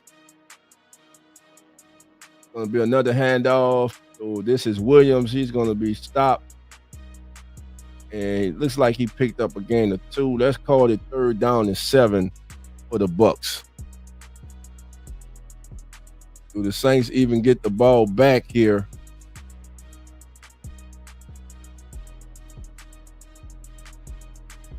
Nah, bro. Listen, we'll see, JT. But I'm not taking y'all making no excuses though. A lot of backup quarterbacks come off the bench. You always gotta be ready, bro. Not making no excuse. We'll see next week.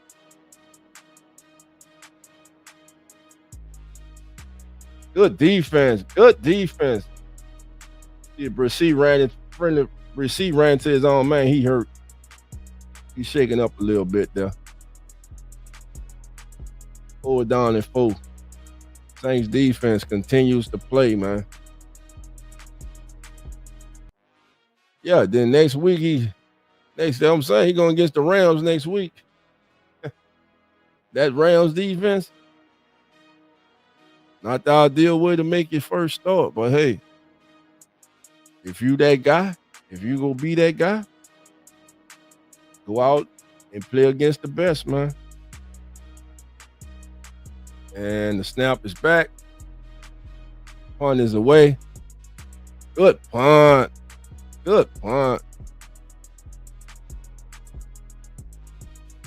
Saints with 2 minutes and 29 seconds to go.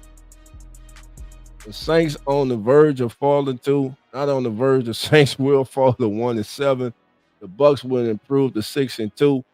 The Bucs are the only team to win in the NFC South today because they played the New Orleans Saints.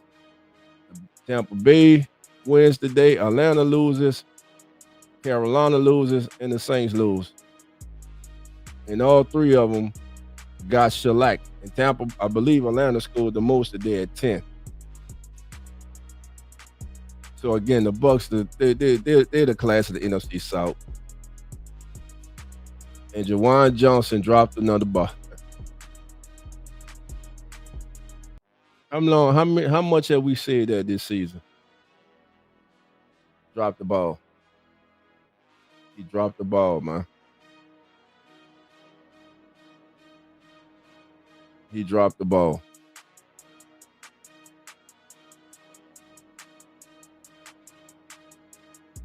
He dropped the ball.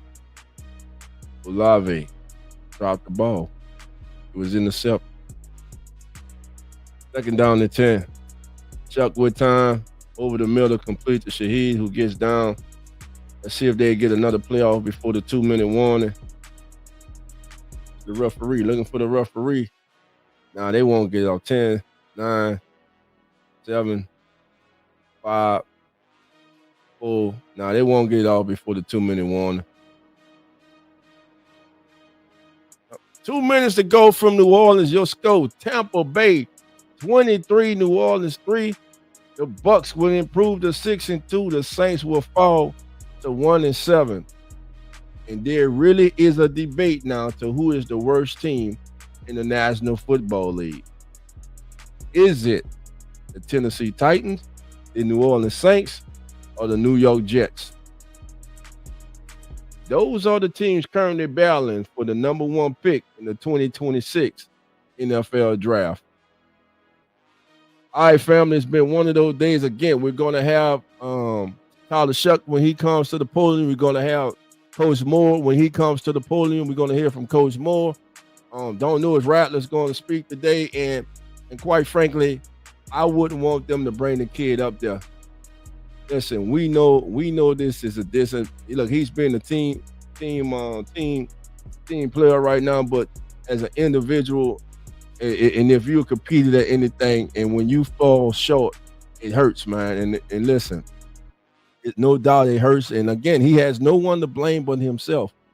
It was there. All he had to do was do his job and be the best he can be, and he didn't do that. And there's no one to blame but himself, and I'm sure he's feeling bad now. Do I think he's still a young quarterback? This is just his second year. I still believe that he is eventually capable of being a starting quarterback in the National Football League. I don't know where it's going to be. Would it be in New Orleans? I doubt it now. If he stays in New Orleans, I believe he's the backup. Will it be somewhere else in the National Football League? Most likely, that's where it would be. So now, as a backup, him coming in as a backup for a game or two, okay, I'm with that. But right now, as a starting quarterback in the National Football League, he's not ready. He struggles in the red zone. He's been struggling with his ball placement, and most importantly, now you got a problem with turnovers, man. You've had turnovers. You know how they say turnovers come in bunches when you're on a defensive player and you start forcing turnovers. That's not a good thing if you're a quarterback. And that's what happened to Spencer Rattler. Turnovers started coming in bunches, and now he left the door open, and finally Tyler Shuck has walked through. And we'll see next week if Tyler Shuck leaves the door open for any other future quarterback to walk through, or will he prove to be the man that the Saints needed? I still believe at the end of the season, the Saints will be a better football team than they are today. So after the end of the first half of the season, the Saints are going to go 1-7. After their first 8 games, 3rd and 4, Olave goes back and they throw the ball short of the chains, man.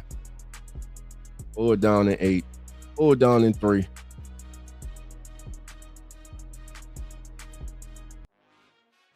I don't understand these routes running a route short of the sticks, man.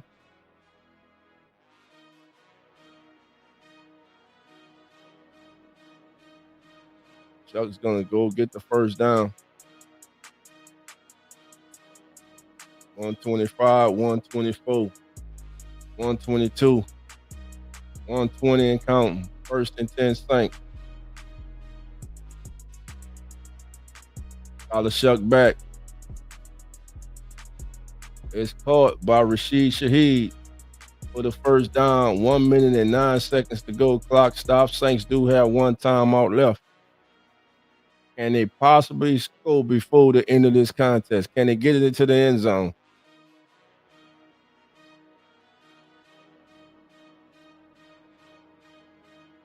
What is the identity of this New Orleans Saints offense right now? I don't believe they have one. That can't have one. You don't even have a starting quarterback. And we're going to get all sides on the defense. Good play by Fuaga, recognizing the infraction by Braswell.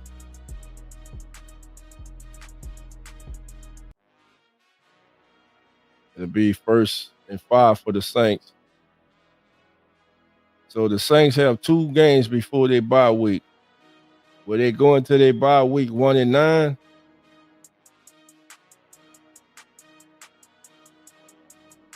Or 2-8? Chuck over the middle to Shaheed. Shaheed, oh my, his damn hip. His hip.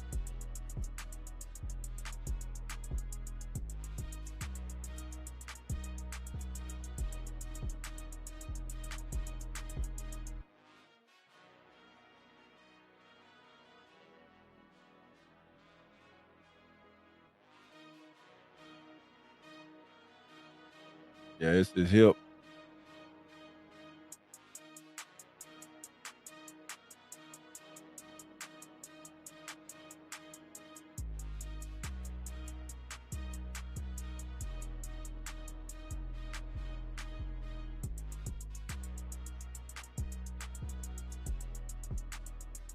.57 seconds remaining in the game. Rashid Shaheed is your leading receiver with 9 catches for 76 yards. The Bucs have the Patriots, Bills, and Rams and Cardinals. Now they here after they bye week. The Patriots, they go to Buffalo and they go to the Rams. So they got a tough one coming out of that bye, and the Patriots aren't no pushover. They're playing good football. So they got 3 quality opponents coming up when they come out of their bye. This was definitely one they couldn't afford to overlook.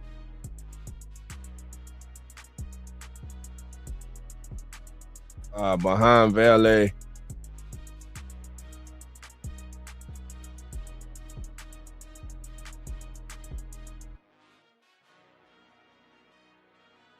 .53 seconds remaining.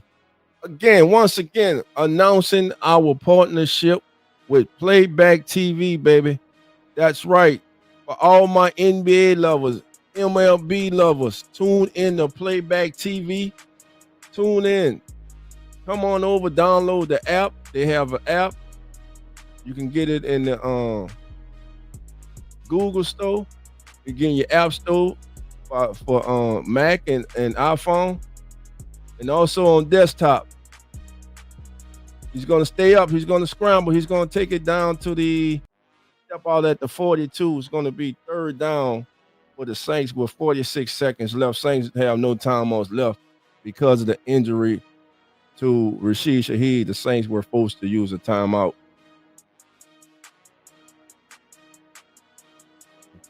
Who that volume says we need to bring that voodoo lady back into the dome. We sure do. We sure do. See, mama, what's going on, sis? 1-7, baby. Jump 2 say, what a great Christmas present we get it. Chuck back, got a hold. He escapes again and throws it incomplete. 3rd down and 4. Don't forget that the Jets game before Christmas for the number 1 pick. Oh, yeah. Yeah. The Loser Bowl. The Dumpster Bowl. I'm gonna title that too. I swear I am. I'm gonna put down a thumbnail, the Dumpster Bowl. Jets Saints. What's going on, my sister? Thank you for being here. Forward down and 4. Chuck back, Chuck throws. Complete. Caught. Brandon Cooks, and he steps out of bounds with 33 seconds to go. I just want to, let's see Chuck get this thing in the end zone, baby. Let's see something positive for this team. All right, working. All right. What's up, Wallace? Wallace said we need new coaches, though. Oh, man, it's early, man. The new coaches, baby. It's a work in progress, baby. It's a work in progress. It ain't gonna happen. I've been good, sis. I've been good. How about yourself? How that weather is on that West Coast? Play action. Step up. Chuck. Go end zone. Bad ball placement. Be second down and 10. Yeah, you gotta go. Every shot got to be toward the end zone now. Every pass now Chuck throws has to be toward the end zone. 16 of 28, 111 yards in the intercept. Rattler went 15 of 21 for 138 yards in the intercept and a fumble loss. Chuck shouldn't have that intercept. That intercept was on Chris Olave. Olave should have caught the ball, man. Here we go. Second down and 10. Here comes the blitz off the corner. Chuck lets it go. Oh, what a rifle caught by Jawan Johnson. Get up. 21 seconds, 20 seconds, 19 seconds, 18, 16. See if you can at least get 2 plays, 2 throws, 12, 11, 10, 9, 8, 7, 6. He throws it away 5 seconds. It will be 1 pass into the end zone, and this day will be over. The Saints fall to 1-7. Bucks improve to 6-2.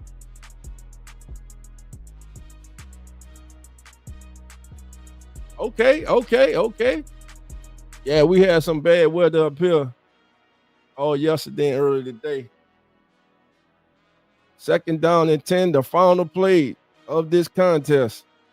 Tyler Shuck with his first significant action of the 2025 regular season. And he will be sacked on the last play. And that will be the end of the contest. Now look for Tyler Shuck to be your starting quarterback next week when the Saints take on the LA Rams. Our final scope, family, from the Louisiana Caesar Superdome, the New Orleans Saints 3, the Tampa Bay Buccaneers 23. Tampa improves to 6-2, excuse me. The Saints fall to 1-7. And it is truly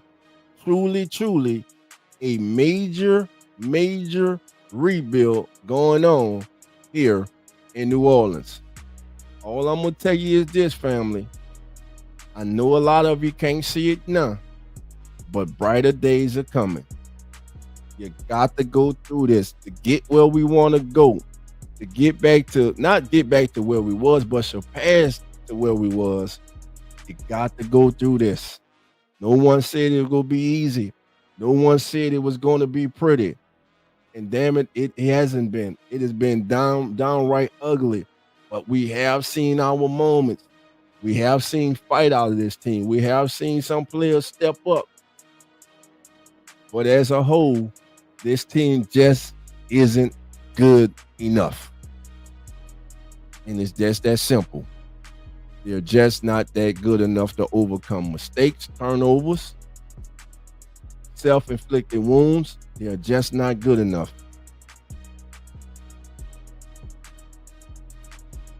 Did I hear Baker say we rivals and he don't like New Orleans? I mean, Baker just got here and still, we look at the Falcons as our rivals. I mean, they won, what, 6 out of the last, I believe, 7 against us, dating back to 2022. So, right now they got the upper hand, man. They're the class of the NFC South.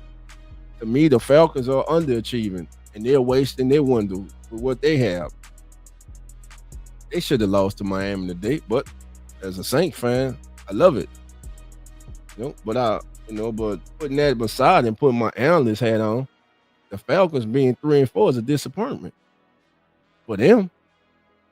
They were a team. You looked at them. They got one of the top defenses in the league. Look at their offense. Yet they're 3-4. But hey, my day is better just because the Falcons lost. Shout out to my boy Cowboy, host of Atlanta Falcons Fandemic. Y'all just got 2 more wins than us, bro. That's it.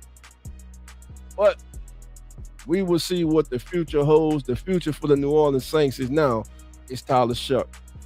So all this week you will hear everybody talking about Tyler Shuck. It is his time. It is his opportunity. It is over for Spencer Rattler. But for those to gloat in and be happy, to me that's sad. He failed. It's just that he failed. He failed.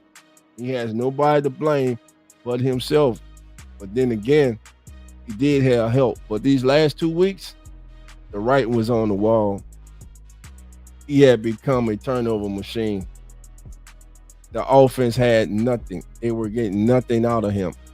Other than that drive at the end of the half and that first drive to start the second half last week, that offense has done absolutely really nothing under Spencer Rattler of any significance.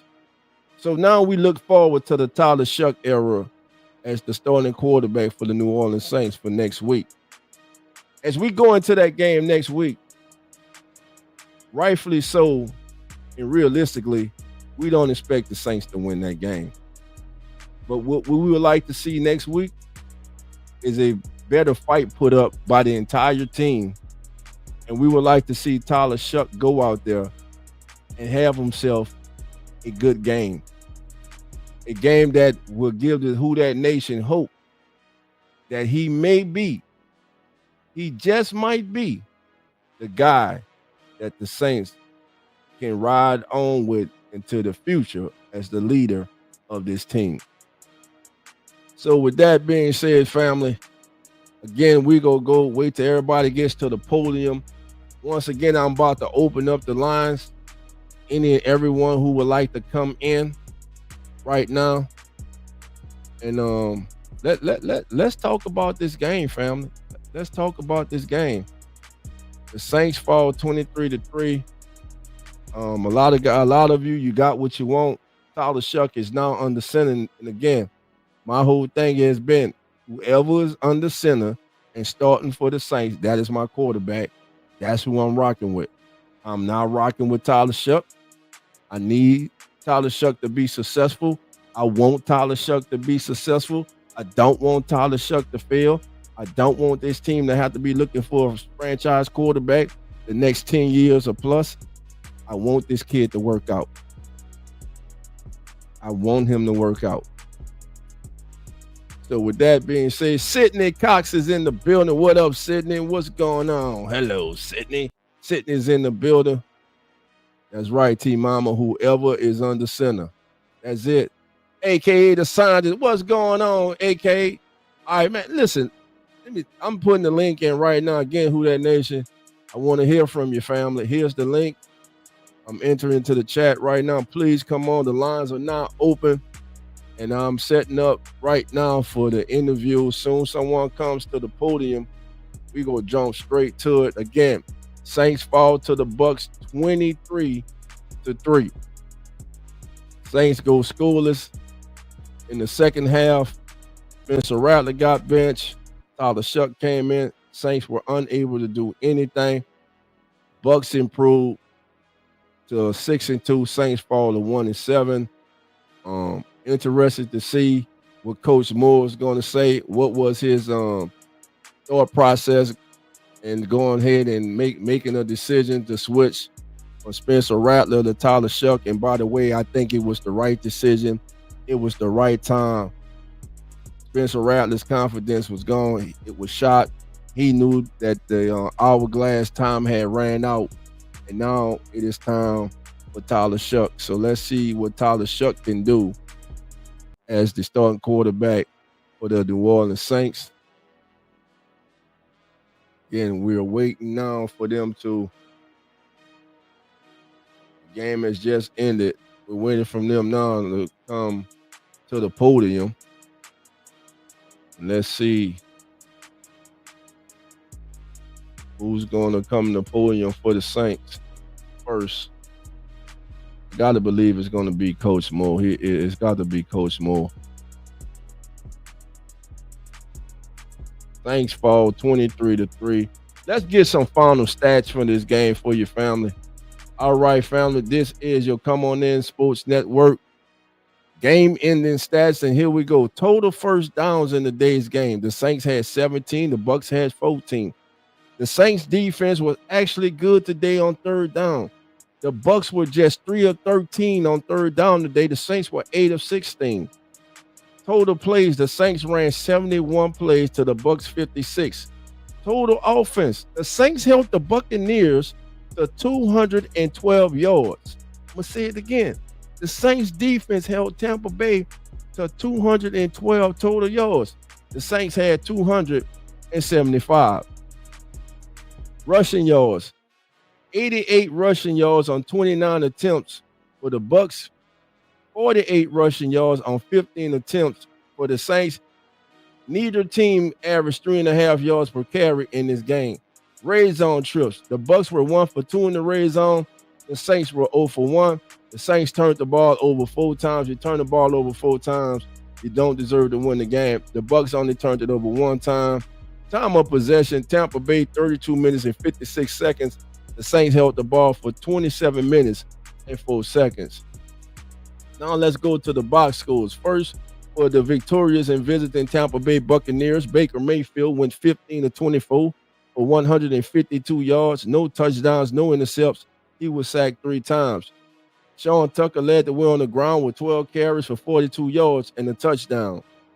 Leading receiver was Taz Johnson with 5 receptions for 43 yards. Cade Otton, 0 for 40. Emeka Abuka, the fine young receiver, was held in check by the Saints. He had 3 receptions on 9 targets for just 35 yards. The leading tackler of the day for the Tampa Bay Buccaneers was Levante David with 10 tackles, 4 of which was solo. Tyke Smith was next with 8 tackles, and Servocio Dennis had 7. Now for the New Orleans Saints. Spencer Rattler finished 15 of 21 with 136 yards and an interception. He was sacked 3 times and had a QB rating of 68 before getting benched. Tyler Shuck made his NFL debut in this contest. He would go 17 of 30 for 128 yards and he averaged 4.3 yards of completion with 1 intercept. And he was sacked twice and he had a QB rating of 53. That 1 intercept is totally on Chris Olave. That should not be on Tyler Shuck. That's something I like the NFL to look at and changing. On the ground, Alvin Kamara today, 6 carries for 21. Tyler Shuck ran 3 for 12. Spencer ran 3 for 12. Taysom Hill, 2 for 6. Chris Olave, 1 for a -3. The Saints only ran the ball 15 times today in this contest. Your leading receivers today for the Saints, Rashid Shaheed, 9 for 75. Chris Olave, 8 for 63. Jawan Johnson, 5 for 53. And Elvin, 2 for 24. Brandon Cooks had 3 for 22. That is your Come On In Sports Network end of the game stats. Final score once again, Tampa Bay over New Orleans, 23-3. And just to hit the scoreboard, family, for a lot of y'all, I know this will even make y'all feel even better. The Denver Broncos are smashing the Dallas Cowboys. Right now, with 7:14 to go in the fourth quarter, the Broncos are up 44-17. Indianapolis, they will improve to 7-1. They're up 38-14 over Tennessee. Of course, the Sunday night game, Green Bay and Pittsburgh. That's your Sunday night contest. Monday night will be the Commanders taking on the Chiefs. Earlier finals from the day, it was Baltimore 30, Chicago 16, Miami 34, Atlanta 10, Buffalo 40, Carolina 9, Houston over San Francisco 25-16, the Eagles over the Giants 38-20, and New England 32 and Cleveland 13. So, again, as soon as they go to the podium, family, I will have I will get you over there. Did I put the link in yet? All right. All right, family. The lines are not open. There's the link. The lines are not open. We are straight into the kickback, baby. So come on in, baby. No holds barred, baby. Come on in. Get it off your chest. The doors are not open. So come on in. All right. It's all said at this point. Let's see. What did you expect, Eric McCoy? Now, man, that's an excuse, Marky D. That's an excuse, bro. That's an excuse. 8 minutes ago, Dallas puts in the backup. That's how bad this got in Denver. Wow. Okay. My guy, Derek L is in the building. What's up, D? My guy stepping in. D's in the balance. Yeah, D say he's on standby. All right. AKA said 41 is only getting worse from here. I got you. All right, family. So, again, waiting for them to come to the podium. Who's going to come to the podium first? Of course, it should be, I believe, will be Coach Moore. Again, Saints fall. The Saints are 1-7. And where do we go for here? 504 Coach say, dog, Saints look worse than Cash Money during the verses.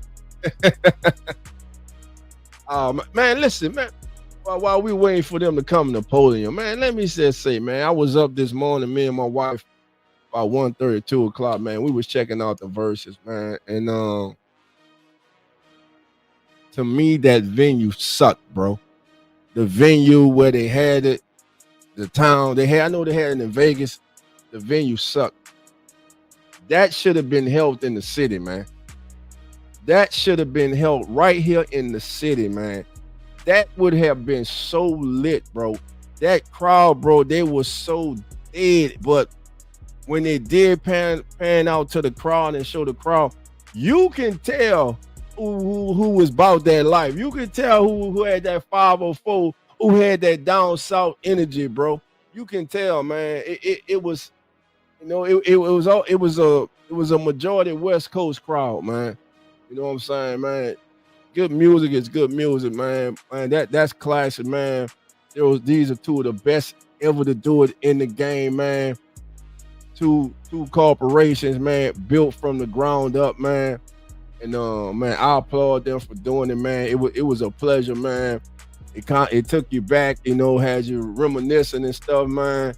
You know where you was that day, you know, when they made back that thing up. You know what I'm saying? You know, I was in that park that day. You know what I'm saying? It was going down that day, baby. You already know. You know, so you know, hey, no, not having Wayne there, man, and not having Mystical there, not having C Murder there, man. So, you know, all those things, man. Turk wasn't there, man. So, you know, you had to take all that into consideration, man. And yeah, Canyon Abel wasn't there. So, you know, but listen, it was still great, man. You saw P, man. P was there, man. Man, shout out to Mia X, man. The biggest Mama Mia, you heard me holding it down, man. But I enjoyed it, man. But it, like everybody was saying on the telecast, man, that crowd, bro, they suck, bro. They just suck, man. Why even pay your money to go to that venue, bro? You know what I'm saying? Like, it just sucked, man.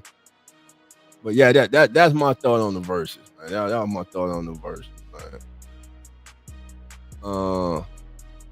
Music for you pro say definitely should have been in the know, baby. It would have been it would have been off the chain, bro.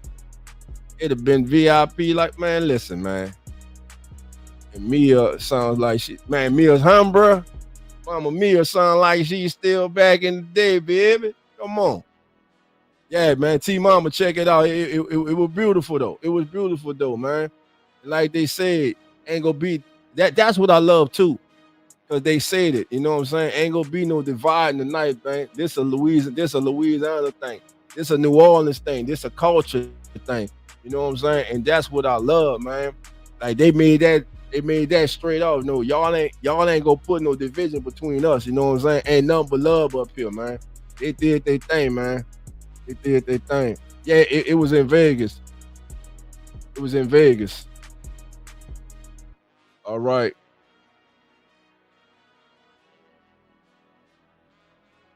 They're waiting for someone to come to the screen. No one's coming yet. But as soon as they come, you better believe we go cut there. As soon as somebody comes to the podium. Let's see. I think I missed somebody's comment. Who comment I missed? Yeah, Juve came to play, man. Yeah, Juve was right, man. Juve and B Jizzle, man. They was holding it down for Cash Money. T Mama say, drop the okay, I'll drop it. Let me drop that link again. There it goes. Right there. There you go. So our division games. Defense played good today, man. Defense played good. They held the Buccanners to 3 or 13 on third down. By far their best outing this year as far as their third down defense, man. By far their best outing as far as their third down defense this season. Yeah, there's the link right there, family. Y'all want to get in? The link is right there. Come on in. Let's see. Still no one's coming to the podium yet. Our final score again, 23-3. Saints go down. Saints fall to 1-7. The Tyler Shuck era has officially began in New Orleans. Now, there's no way in hell I see Kelly Moore surprising everybody and saying Spencer Rattler will be our starter next week. We just decided that today we wanted to see if Von Tyler can give us anything. You can't do that now. Again, once you made that switch, you can't go back. You can't. All right. Again, no one's come to the panel yet. Come on in, family. There's the link. Let me hear from AKA, man. We'll talk a while. Come on in, man. Come on in. Well, I'm just waiting for J Live. I know Live gonna call in. This is what he has been waiting for. I appreciate you, T Mama. I appreciate it, sis. I know J Live is waiting for this. He been waiting for this, baby. He finally got his guy in. So let's see what Shuck's gonna do, man, the remainder of the season. I'll jump to last time the Saints started 1-7, I believe it was 99. Been a minute, man. Been a minute since they started this horribly, bro. All right, still post-game show. They're still talking. They haven't cut to the podium yet. Still waiting. So evidently, Coach Moore now having some words with his team. I will say that the promise that you saw some promising things from the defense today. Most definitely saw some promising things from the defense. Offensive wise, who really stood out on offense today? I mean, who really made any significant difference on offense today? No one. And that's the problem. That's the problem this team has. No one's that difference maker. No one's able to change a game when they come in. You know, that's the thing. All right, my brother, AKA the scientist. What's going on, bro?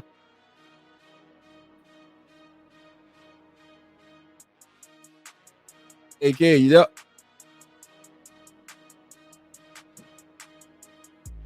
All right, AKA getting himself together.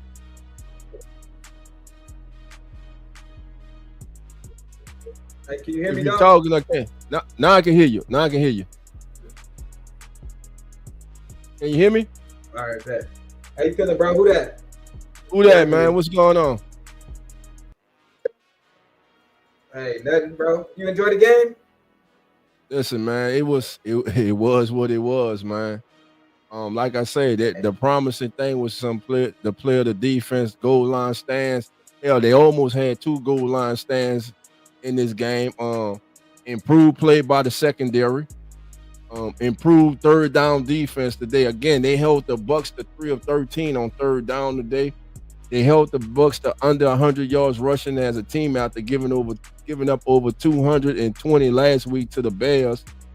And really, offensively, man, there's nothing that I can look at on the offensive side of the ball and really have anything really promising to say, man. What about yourself? No, nothing for me on the offensive end. The defense is impressive, but All right. I mean to cut you off, brother, but we got Coach Moore. Yeah. We got Coach Moore up here. Looked like it does on their offense. I feel like we had a chance in this game, and so teams battle offensively at the end of the day. We turned it over 4 times. We didn't do enough good. We didn't do enough good on offense to give ourselves a chance, and that's the unfortunate part of this thing. And so, we got a lot of stuff to work through and improve and get better at, and that's the journey we get to take. So. Yeah, we just need to find a way to create something on offense. It has more to do with the offense collectively. We're just not executing and playing at a high enough standard, and we got to find a way to move the football consistently, protect the football, and score points. And so, this is a pure full offensive evaluation point. We're not there.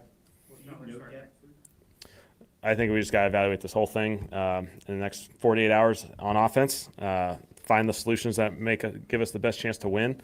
Thought Tyler went in there and, he looked the part. He made some plays. The one interception was unfortunate. Gave us a chance to convert there.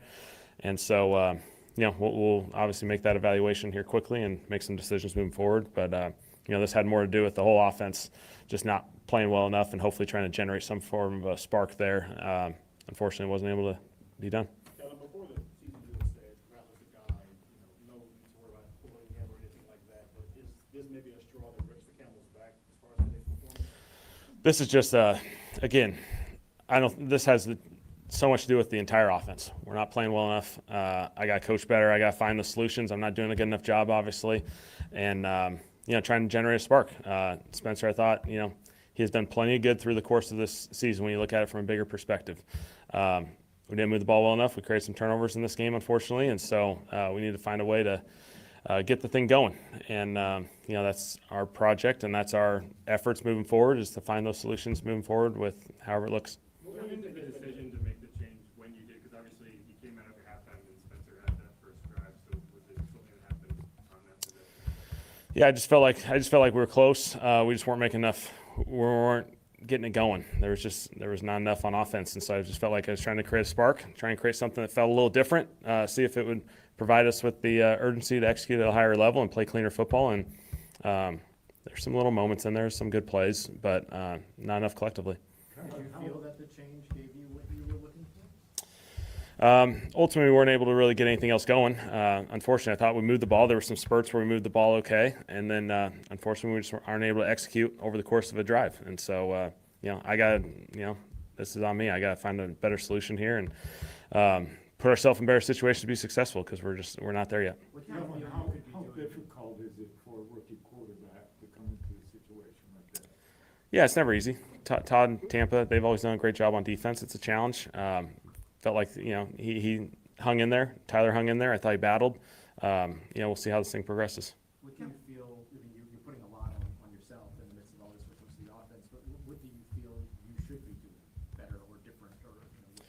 Yeah, I got to find the solution so that we can execute at a higher level, be more consistent, and protect the football. And so, we got to be a cleaner football team, in particular on offense. Certainly showed up a lot today. And so, that's on me. I got to do a better job of this. We're not there. We're not executing at a high enough level. And so I got to find the components and the pieces and, from a schematic standpoint, that'll allow us to do that. Why do you think Spencer wasn't able to bounce back from some of the turnovers he had last week? the ball security one was just, obviously protecting the football out in space. Guys are coming from in pursuit, and you got to be ready. There's always that guy that's coming from the backside, and that was an unfortunate one. And then the backed up one, I thought the guy made a tremendous play.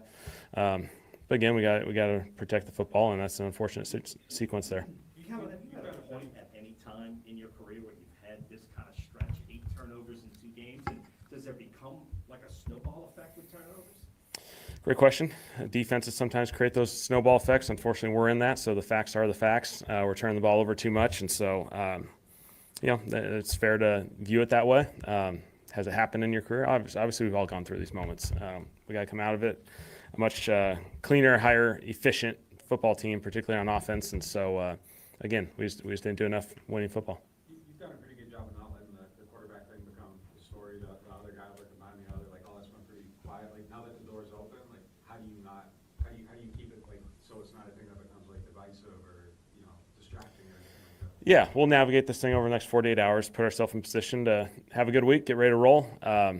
Again, I'm not into flip-flopping quarterbacks and all this sort of stuff. Again, this had just an element of, lately not executing high enough football and not playing well enough on offense and trying to create a spark. And so, I'm not into this back and forth game, but we do have to make some decisions here moving forward, really as a whole offense collectively with a lot of positions. So are you going to pick one or the other, or would there be any sort of competition this week? Yeah, no, we'll have to make a decision, and we have to get the reps allocated properly so someone has a chance to be successful on Sunday. Kellen, how would you describe the mood in the locker room right now? Yeah, frustration. Guys are battling. I love this group. This group competes every way. You always talk about the play style and the physicality and the finish, and those components are out there. And so that's the tough part. We just got to play cleaner. We got to play better. We got to play to a higher standard. And so, the frustration is, there's not the consistency in all 3 phases where they can all complement each other. I thought, again, our defense, there were some really good plays in there. They had a drive or two that they kind of got some momentum going, but I thought our guys battled. If you looked at the box score of theirs, I'd say, we'd have a heck of a chance in this game. And I thought teams-wise we battled as well. And so there were moments on offense, certainly. There were moments and gave us some momentum at times, but I just got to find the solution that works best for us. Are the turnovers the main difference in Spencer's play in the last 2 weeks, or maybe? I think turnovers obviously make a huge impact on this game. It's popped up. Again, we gotta just execute at a higher level, protect the football. There's hard downs in this league. We gotta find some solutions there, whether it be third downs, red zone, put ourselves in these challenging situations and come up successfully. And so, again, we do this collectively as an offense. I gotta lead the way and help these guys and put them in better positions. It seemed like Tampa was extra aggressive punching at the ball than what you've seen. And is that something that maybe they saw on tape, guys losing the ball? I think they've always done an excellent job of it. Todd's defense has always attacked the football at a really high level. I do think when you create turnovers, when your offense has turnovers, it's the old they see it in the waters, and they see that there's an opportunity presented there, and the defense sees that it's close, and if we can keep attacking it, odds say based off evidence that's previously happened that we're going to get this football at some point. And so we just got to address it and kind of get ahead of this thing because it's been a couple weeks now. What did you tell Spencer when he decided to put shut down? Yeah, I told him what I told you guys. I'm trying to create a spark here. I'm trying to create something on offense. Hang in there. I love Spence. I love Tyler. I love these guys to death. So these are never easy things. They're really, really challenging because I know what these guys put into this thing each and every day. But we're just trying to find a formula that works to our advantage, and we'll continue to address that. You mentioned that there was concern with the way that the offense was moving or not moving to your liking, but there's also been sort of this moniker over the course of the season about 3-pointers and layups. Mm-hmm. Are you dissatisfied with the amount of layups that are being taken? Like, do you want to see the offense open more? We got to find explosive plays, absolutely. We got to put ourselves in situations to allow it. Can't be playing from behind where teams can play all this fun blitz and coverage game, and you play in those situations, it's going to be really, really hard to ever get anything downfield. We got to put ourselves in better situations, I think, more than anything. We have a shot downfield and we get a sack at the plus 40 as, that second drive of the game. We feel like we're moving the ball, and then, protection issues, and then, we don't get our shot downfield. And now all of a sudden, we're close to getting a field goal. Now we're punting. And so there's just too many opportunities that we're not getting those chances. Was the offense limited at all in terms of you throw the Yeah, he ran. Yeah, Tyler ran it just fine. Obviously, we're limited more from the circumstance than anything, but Tyler was not limited in any way. Are you satisfied with the total level of buy-in you're getting from the team? Is everyone still engaged, still in this thing? Yeah, I love this group. I love the way our guys lead, the way our guys practice each and every week. They battle. I love the effort that we play with. We just got to play some cleaner football and give ourselves a chance to be more successful. And so, there's a lot of little details in the leagues. There's these really small margins in the NFL, and we got to find a way to close those little margins and those gaps. Now, you guys are 1-7, and it's the halfway point. You've had 8 games now to evaluate Spencer. Because you guys drafted Chuck in the second round, how much does that, and needing to see him from an evaluation standpoint, does that factor in? I don't know. We'll see. I think the most important thing is what's going to give us the best chance to go play in LA next week, and so we'll make those decisions here shortly. You talked about what you told Spencer. How did he receive the news when you told he was coming back in? He's a really special person because he handles this as well as anyone possibly can. A lot of guys in this league have to navigate these challenging situations, and he understands that. And so, I have all the respect in the world for how he handled it, how he's operated. Again, there's been plenty of good through the course of this season. Spencer's a really good quarterback in this league. We haven't done enough good collectively as an offense to be successful, and so we got to continue to navigate that. How did penalties play into today's game from your perspective? Yeah, they obviously impact the game. I think we got to play cleaner. Too many of the pre-snaps. Again, there's judgment penalties, and those go 50-50 all the time. The pre-snap we got to be able to control, and so it's not to our standard, and we've had plenty of games where we've met our standard, but we've slipped a little bit this week. What do you think of the goal line? You mentioned it a little, I think it was Yeah. 8 stops in a row and penalties. Yeah, incredible performance, and again, when you look at the last few weeks, we had a really good one against Chicago.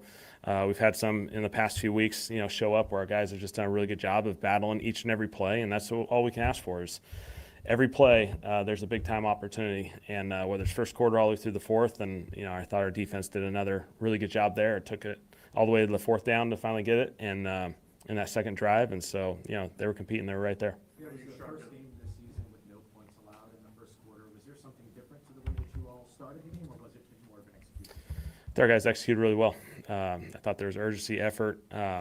I thought we did a really good job early in that game, and it allowed us to be right in there all the way. Second half we're still in it, and then the turnovers, create some opportunities for them. I know you shrugged it off during the week, but do you think Baker's comments had any impact on the defense? I don't know. I don't know about that. Our guys, I thought, just played really good football on defense a lot of this game and executed at a much higher level. This is probably a better Wednesday question, but do you have a philosophy on taking the ball first or deferring? We've navigated a few different ways this year. I think the most important thing is we're trying to get a game and have the lead, and we're trying to find a way. And so taking the football gives you the best opportunity to create that, and unfortunately, we didn't capitalize on that this week. All right. Thanks, guys. All righty. Thanks, head coach. All right. Hey, we about to hear from our brother Zach. Zach was live at the game. Zach, I know you're driving home, man.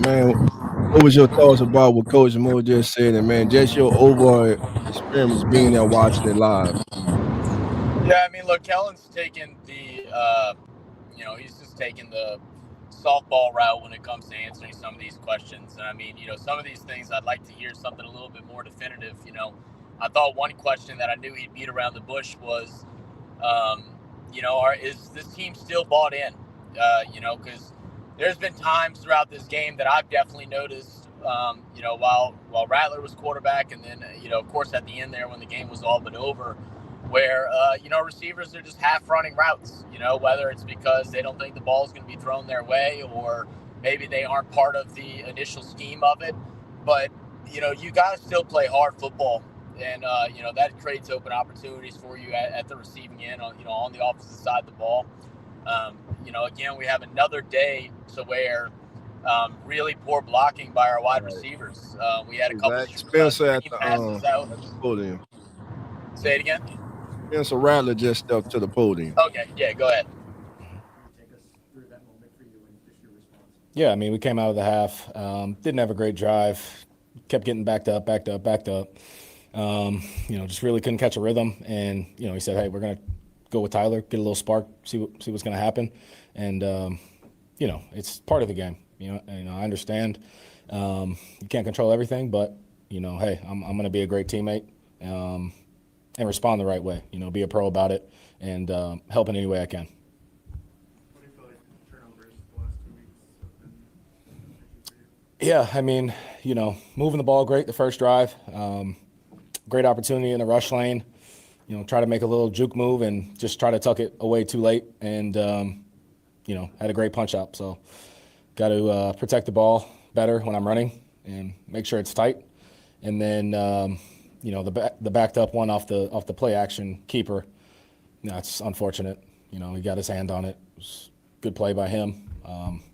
Try to move on after that one. That was tough, but thought we were going to respond and try to bounce back from that. What do you think overall has been the main theme of the turnover struggles for you the last couple of weeks? Last 2 weeks, I think last week I started pressing. I don't feel like I pressed at all this game. I think got careless with keeping it high and tight on that first drive on the run. Would have had a great run there. And then I think the tip pick was unfortunate. So, yeah. Do you like put any pressure on yourself, given what happened in Chicago heading out as well? No, I knew I wanted to play a cleaner game. Wasn't happy with the fumble, obviously, the first drive, but try to respond in the right way. I think as a group, we just, starts with me. We got to just execute better, see things better. Credit to their defense. They did a lot of great things. Knew they were going to give us a lot of different looks, which they did. But no, I don't feel like I put too much pressure on myself. I just, had to control those moments and tuck the ball tighter, literally. And for your guys' drives across midfield, what are you seeing kind of that's been like a season-long thing of not being able to convert maybe the way you guys want to? Was there anything you were seeing today specifically with it? Yeah, I mean, we were converting on third down well. Our numbers were okay in the first half. They brought some good pressures. We had the right answers versus a good amount of them. Could have got the ball out maybe quicker on some checkdowns when we crossed that 50-yard line. We knew that was a high-pressure area. A couple missed stops, but got to watch the tape and see what happened when we crossed the 50 because it seems like we couldn't really get anything going once we passed that 50. So we got to watch the tape, figure that out. What's next? How do you handle this week now? I mean, I just go at it the same way. It's part of the game. I've been through adversity before. I'm going to be a good teammate, have good body language, still be a leader.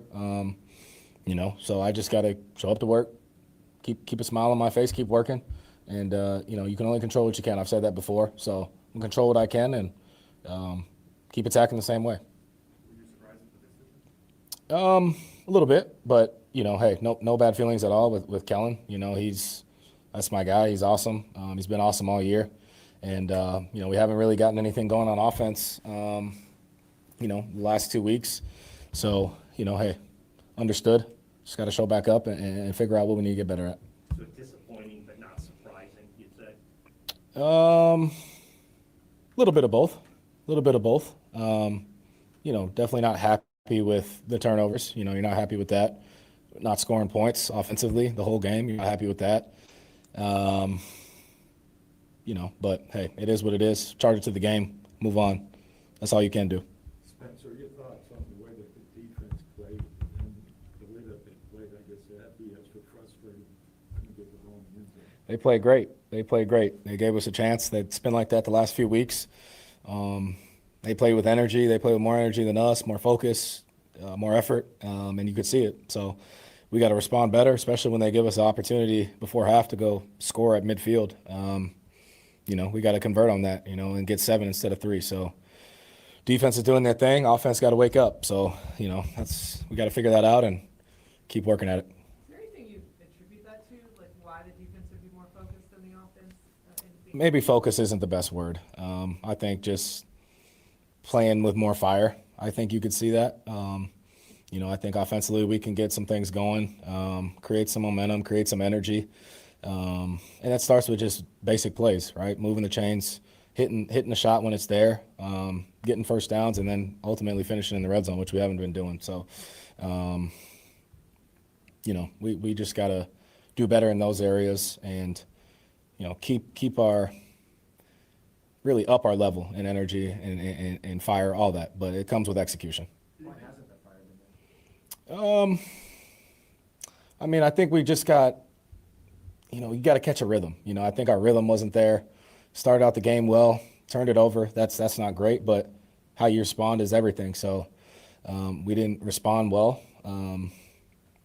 And, I think you gotta execute to have that fire. We play with fire. Don't get it mistaken. We play with energy. We're dialed in, but we just gotta execute better. It comes down to execution. It comes down to situations, and just trusting the play that's called and getting it ran well. Do you think Tampa did anything that Chicago also did? Like, did that game carry over to what they tried to do against you guys today? No, a little different. We knew Tampa was a heavy pressure team. We had a good plan coming into it. I want to say the first third down of the game, they brought cover zero, blitzed everybody, and we made the right check and got the ball out. But yeah, Bulls is going to give you something different every single play, and it's what we expected. They out-executed us, that's clear, and all game. And so we just got to look at our preparation, take it to the next level, and move on from this one, move on to the next. How do you process the last two results with the overall improvement you made this season? The last two games? Yeah. Maybe you regressed, and then overall it happened good before that. Yeah, you want to improve each week. Last week, obviously, you got careless with the ball a little bit. This week, first drive, again, high and tight. That's on me. I got to keep it high and tight. We preach that every day. You're never safe when you're out there running, especially as a quarterback. So you got to keep it high and tight. I think just protecting the ball. That's it. And then taking the completion when they're there. I felt like I was taking them. A few missed ops, but got to go back on the tape and watch it. But yeah, got to be better. Got to be better. Thank you.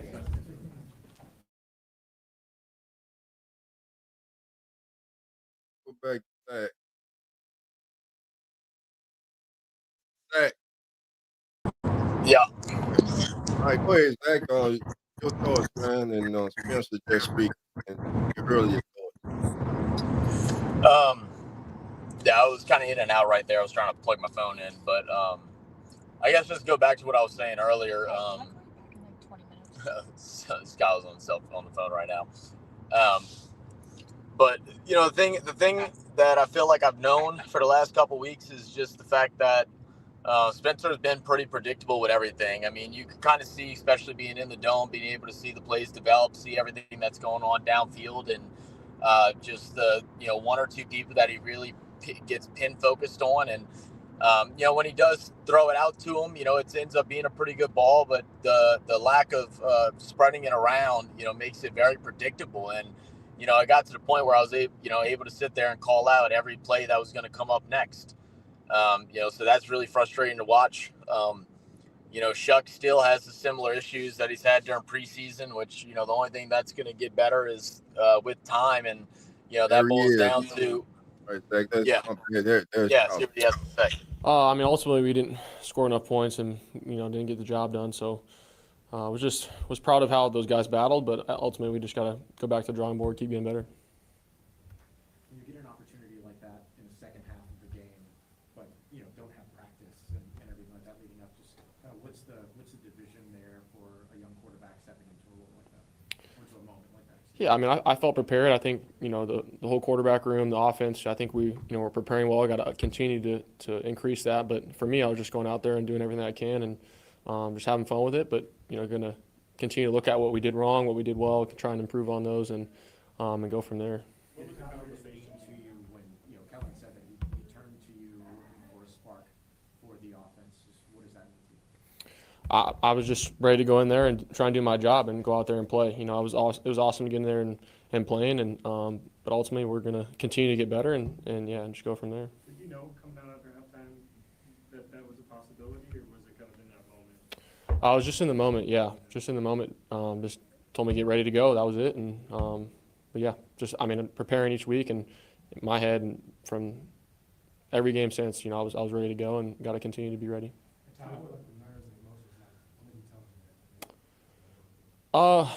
No nerves. I think preparation wise, body wise, was feeling good. So just was going out there and doing everything I can.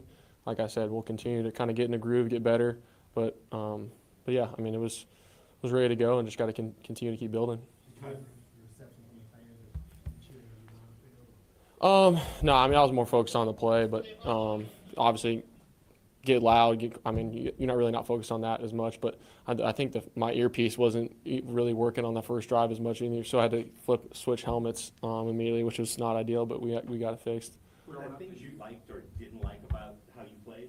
Like, do you have any self-evaluation at this point? Not yet. I mean, obviously got to watch the game to completely look at everything, but at the end of the day, we didn't score enough points, so it sucks. And but yeah, we'll look at it, and especially myself, and see how I can get better, and then we'll continue to grow as an offensive unit to try and get the job done. Because ultimately, the defense, they played really well. They made some huge stops.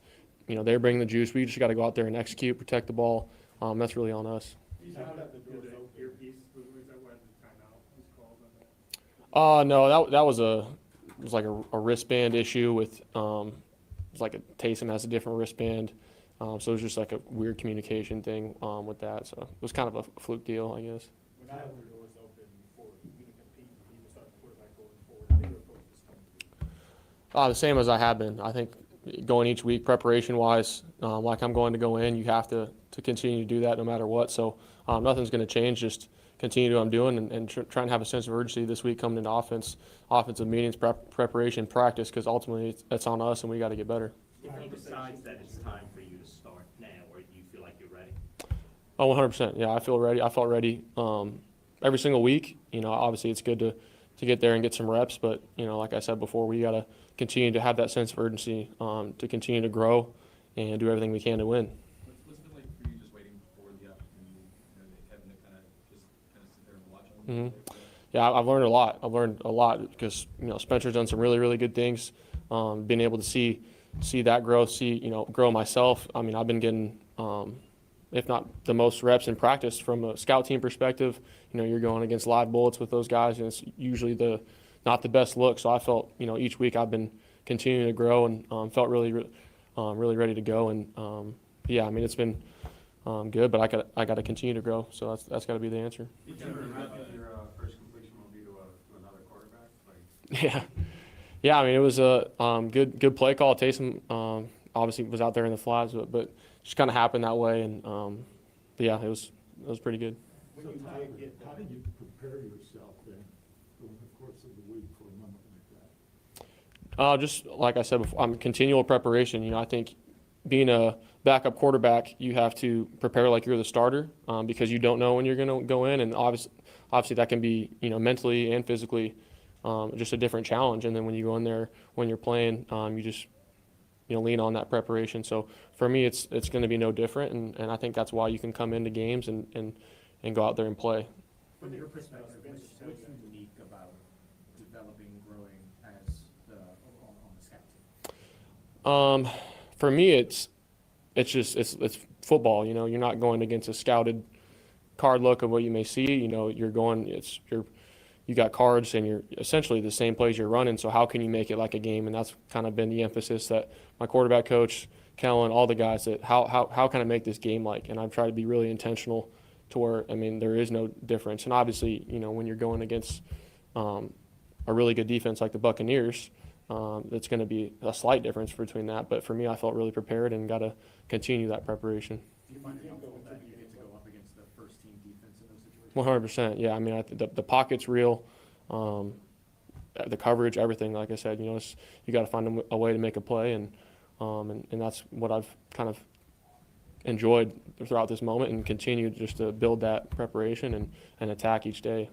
What conversation did you and Spencer have after Kelly made the switch? Just dap each other up. There wasn't really a conversation. We were just trying to get going as an offense, you know. So there wasn't too much. But Spencer's my guy. We you know, preparing every single week. We're going to continue to do that, and we're going to continue to all get better as an offense. Have the majority of your practice reps been with Luke at center? Yes, in the past, not this week, obviously, but yeah, in the past. So I've felt extremely comfortable going out there with him and all the guys, just getting those reps in. What does it say for a guy to get so far into the preseason to pick up the offense? Yeah, I mean, he's done an excellent job. I mean, he he's so smart to come in immediately, learn it like that, contribute in multiple ways. So really proud of him and his preparation, his work, because that's not an easy task either, especially going against that front. So really proud of him and the whole line. I think they did a really good job. So we just got to continue to grow and we'll get it done. Tyler, so much of, I guess, development goes on behind closed doors during the regular season. Mm-hmm. So people haven't really gotten to see you play since the summer and the preseason. Do you have an area that you feel like since then you've really grown in or improved at? Yeah, I think, like I said before, making it game-like, because it is game-like. It's the time clock football element for sure. It's a lot different when you're on offense going against scout team D and when you're giving the defense a look, because they're obviously first team D. So you got that time clock football element, trying to make it game-like. That's where I feel like it kind of helped me out a lot, especially when you're going against a good front. But yeah, I think for all of us and as an offense and myself, we're going to continue to prepare more and continue to do everything we can. Is that kind of who you are as a player, like pushing it a little bit, being a little bit more aggressive, or is that situation based, or just kind of how you like to attack the field? Yeah, I mean, my mindset is I'm going to attack no matter what, and I got to try and do everything I can to score points and then find completions. But also that's just kind of part of the game when you're down and you got to go and the clock's against you, and so that's just part of it when you're having to throw it more, and you can't run the ball as much just because of the time. So part of that, a little bit of both. But I think I've done, learned a lot from Spencer in the offense and just around the league, watching a lot of film, and just you don't have the ability to get through 4 or 5 progressions, just because of that time clock element. So you got to find the best way to get out of your hand, your playmakers. And it looked like you stepped out at 2 or 3, maybe 4 sacks. Is that just instinct, or are you planning it? How do you process that? In the moment as it's going on? It's just instinct. You're obviously you're just playing the rep as it is, and I think that's the battle as a quarterback, is you don't want to predetermine. So you're just playing as it is, and it's instinct. If something happens, if they give you a certain look, then you might change it a little bit. But yeah. And I'm assuming the speed of the game and everything, it looked like it felt pretty comfortable. Did it? Anything surprise you about that? No. I mean, I think just execution-wise and all that stuff, it's got to be better. But speed of the game-wise, no. I think that's why just the past few weeks and scout team-wise, I think that's been the best thing for me to continue to just learn and grow. And even preseason, I felt solid with that. And it's obviously when you get to regular season and continue forward, it's going to continue to build. How often since preseason and training camp have you gotten opportunities to throw to guys like Olave, so the stars on offense? In practice reps, 0, but I'm trying to do everything I can to get some after practice. Routes on air, obviously you're getting a few, but very minimal with those guys. So it was good to kind of get some reps with them. But we, getting as much reps as I can, staying after every single practice, going through the whole script and throwing to Kevin and Dante and all those guys, and they've done a really good job. So, I'm obviously want to continue to grow myself, and but yeah, I mean, Olave, Sheed, Cookie, they did a really good job just getting it out of routes, and I got to put a couple more balls better on Jawan as well. He's a big difference maker, and got to help him out. Did you find that calibration, speed-wise, in particular, with how fast these receivers are? Did you find that to be something that you need to adjust to at all? No, I think it's just football. I think there's a slight chemistry element. Each guy has different body movements, or that chemistry can continue to grow. But at the end of the day, you're just playing. At times, you get a message from Alvin or some of the other veteran players when it's time for you to go in. Yeah, Cookie came up to me and just we'd been talking all year. He just kind of everything that we talked about to this point. Just go out there and be you. I think that's everyone. I couldn't remember, but a bunch of people came up to me, just be you, keep doing what you're doing in practice. So yeah, that was kind of the message from them, and obviously it was good to hear, just because I look up to those guys, love those guys, and got to continue to be the guy for them. Callan said that it's not going to be a competition this week. He's going to pick one quarterback or the other. He doesn't want to flip-flop. Does it sort of make you feel like it's summer all over again when you're kind of waiting for them to ultimately make that decision? I don't know if that's the right comparison, I guess, but I think for me, we just got to have a better sense of urgency and as a collective offensive unit to be able to go out there and execute. That's my whole mindset at the end of the day. I think the entire offense, because the defense has been playing really well and we just got to go out there and help them out. It might be just that, but this might be too simple, a very simple question, but what do you want to come from this? I mean, getting the opportunity to finally go out there in the second half, you got some reps during Seattle, but that was obviously a very different situation. But getting this opportunity, what do you want this? What do you want next? Like, what do you want things to go? I want to win. I want growth, continue. I think we gotta go out there and execute and win. So I think, in order to do that, Jay Reed said you have to go back to the little things and little details and all that stuff. So it's been great for me to see from afar, watching just how an NFL game goes and how valuable those possessions are, especially so protecting the ball, time clock, all that stuff. Finishing in the red zone. How vital that is, and it's a collective unit, and we got to do it. Have there been any discussions like in the last several weeks leading up to this that your time might be coming, or was this truly like a in the moment, like, hey, this is happening? Just in the moment, yeah. I think for me, in my own head, I've been preparing the same exact way for that exact moment, so it wasn't a surprise in my head as far as because I have to be ready. So. But yeah, there wasn't a preliminary conversation though. Thank you. Thanks, Tom. Right, that was Tyler Shuck speaking about his experience as he gets his first significant snaps in the NFL. I believe that he will be the starter next week as Chase Young comes up. We're a couple games back now, 2 sacks in the first last couple of games. Do you feel like And stepped right into I'm gonna hear a little bit from Chase, then I'm gonna close out. Yeah, man, I'm just and we're gonna get just going Zach's out there comment, just playing my game. the scientist comment, ain't final trying thoughts, to and we gonna get step on in, out of here. fit in, nothing. I'm just playing. I wanna watch this Sunday night game.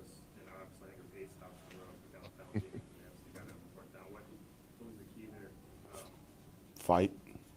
I mean, between the 2-yard line, I mean, you just got to fight. Just push them back as hard as you can. I mean, we know they're going to run the ball. Everybody know they're going to run the ball. You just got to stop it. And, I feel like hats off to our interior D-line, Gotchow, Breeze, Bull, Shep. They stood tall. What does that say, generally fighting at the end of those drives once they got down to All right, family. I'm gonna yeah, because I got to go. I'm gonna move on from that. So we gonna hear from Zach, then we gonna take the final thoughts. And Zach, go ahead, I'm gonna mute you, bro. Go ahead, Zach. Yeah. You live now. I hear you.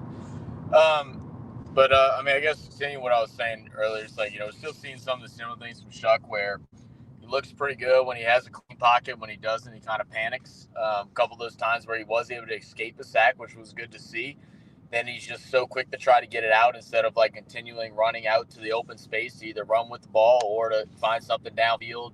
We saw in that, the 3rd and 8 or whatever it was, and evades the sack, gets free, and instead of just continue trotting along to the left side, he just goes ahead and tries to hurry up and spam throw it over to Stoll, where even if it was caught, wasn't going to be much of anything. I mean, we're in a bad place, At this point, you're looking for energy from the team, someone to play with some energy, someone to bring some energy to this organization, man. It's tough watching it. We got to see a little bit from the defense. I will say that, although I'd still love to see him be a little bit better on these 3rd downs and 8s and stuff like that and get off the damn field. But, they showed up a little bit better, a lot better in the red zone today, which was good to see. Getting a 4-down stop at the 1-yard line was good. But offense still just looks stale, and you got to figure something out. Someone's got to be an exciting point. Maybe the change of quarterback can do it, but at this point in time, we just got to worry about the fundamentals, and that goes all the way down to just catching the damn ball. Catching the ball, man. Thank you for saying that, man. Still too many drops with this team. Defense did improve again on 3rd down. They held the Bucks to 3 of 13 on 3rd down. So that was a great thing. And so I think, I don't know your thoughts. Do you think it's a foregone conclusion that Tyler's the starter next week? I think he can't go back to Spencer now. The one thing that I hate worse than switching quarterbacks is going back and forth. You know what I mean? Yeah. Week 9 that marks the midway point of the season. When's our bye? We got bye week 10? Is that what it is? I think so, 10 or 11. So if you want to go ahead and bring Rattler back and the bye, I think you still see nothing. Post bye, you go way through and just see what you got going on from there. You got to make a decision, get a game plan for them, game plan leading up until we got a tough matchup against the Rams, and just see what he can do. See if he can develop. Give him what, 9 weeks, 8 weeks, whatever it is, to see what he has, if anything at all. Again, no slight to Rattler. I really liked what he did the first 4 of the season, but we've just not seen that anymore. It's if anything, he's digressed a bit through the last couple of weeks, and it's just unfortunate. Yeah, that's just it. That's just the truth. You know what I'm saying? That's all you're speaking. You're speaking the truth. That's what he has done. So I mean, Dolph, we've said it all year. You said it earlier. Whoever the quarterback of the Saints is, that's who I'm cheering for. I'm not cheering for Rattler. I'm not cheering for Shuck. I'm not cheering for one over the other. It's whoever's going to start. Whoever can put us in the best opportunity. I would love for Rattler to come out and be dominant and just been popped out and jumped out and been like, wow, that's our guy for the future. It looked like that for a couple weeks, and then now it's gone downhill for the last 4. And now it's time to see what we got in the rookie, if anything at all, and then progress from there. Because at this point in time of the season, our season's over. It's who's going to stick, who's going to get traded before the deadline, and if anything, recruiting right now, doing your scout team, doing a lot of work right now, preparing for the drafts. You only got 5 picks this year right now. I'd love to see that be a little bit more. It's gonna change. Yeah, that's gonna change. Yeah. But look, man, you and Scholar, man, love y'all. Y'all be careful getting home, man. And I'll talk to y'all later. All right, man. Y'all take it easy. Thanks for having me, guys. Talk to y'all soon. All right, man. Who that? All right, that's my brother Zach, host of Real Fan Sports, also Real RFS Saints, and Real Fans at Playback TV / Real Fan Sports, man. Kenneth, we'll be live, man. We'll be live Wednesday with our brother Lawrence, host of Come On In Bills and SS Talk Bills, as we will have our table of 32 power ranking returning this week. Lawrence and I'll try to be live with him, but Lawrence will be live Wednesday, so we will be live Wednesday with that. Also, we are now proud partners with Playback TV. For those of you who are not familiar with Playback TV, it is the place where you can watch live sporting events. I'm talking about MLB baseball and NBA basketball. If you don't have League Pass, all you need to do is hit the link in the chat that I'm putting in the chat right now. Playback TV, go over to playback.tv / Come On In Sports Network and sign up, family. Become a subscriber, and that's where I will be this week. I'm going to try to do at least 2 games a week on Playback of NBA. Playback TV, you can join me live there. That's right. You can join, you subscribe to the channel, and you can watch the NBA live, League Pass. The games will be live. We will not only be covering the feature game at halftime, we will be going around the association, taking live look-ins around the action going on that night. So, family, we ask that you come on over, not just to the Come On In Sports Network on Playback TV, but also to Real Fan Sports and Uneducated Sports Talk. And by the way, shout out to my brother Carlos and PJ. They will be live tomorrow night covering game 2, or I believe it's a game 2 or game 3 of the World Series on Playback TV and on Uneducated Sports Talk. Again, we all make up the Come On In Sports Network. We thank you all for your love and your support. Again, Here's the link. Let me put it in the chat, but let me put it on the screen. That's the link right there, family. Right now, do me a favor right now while we in here, family. There's 12 of us in here. Can you please go over, hit that link, go over and subscribe. We're trying to grow the platform. Now, I have 25 VIPs, to give away, which means every time I am live, you can be live automatically in the studio with your boy DOLPH. I have 25 to give away. I'm going to give away. I plan on giving away 10 this week. So if you would like to be a subscriber, and if you love NBA basketball, and you would like to come on in and be part of the panel, being there as we watch it. Now, the good thing about Playback TV, as you're in there,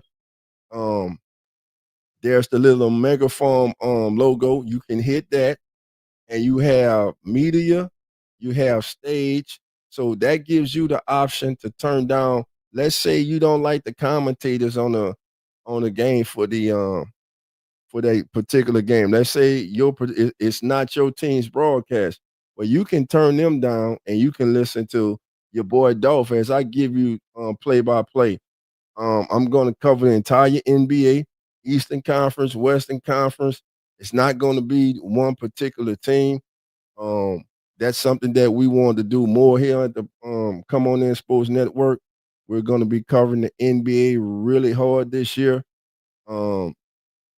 Also, we have Red Zone. If you don't have Red Zone, you can join us on Come On In Sports Network at Playback TV, or Real Fan Sports or Uneducated Sports at Playback TV. And we will be covering the Red Zone all season long. It's the same thing. That's the same way it works. You come on in the studio, you can be in the chat and you can watch. But if you would like VIP access with the ability to come on live with us, all you have to do, once again, is subscribe to the Come On In Sports Network, Real Fan Sports, and Uneducated Sports Talk. And listen, family, it's been a great day spending it with you. Unfortunately, our New Orleans Saints once again fall. They are now 1-7 on the season. With that being said, family, it is a rebuild. It is a rebuild, and the rebuild, as you heard me say today, it is real. The Spencer Rattler era as the starting quarterback for the New Orleans Saints is over. Kellen Moore, right now, I'm not gonna say he was saving his face. He was being a coach, and if you were listening to him, offense not generate enough offense, no consistency with the offense, lack of scoring, and turning the ball over.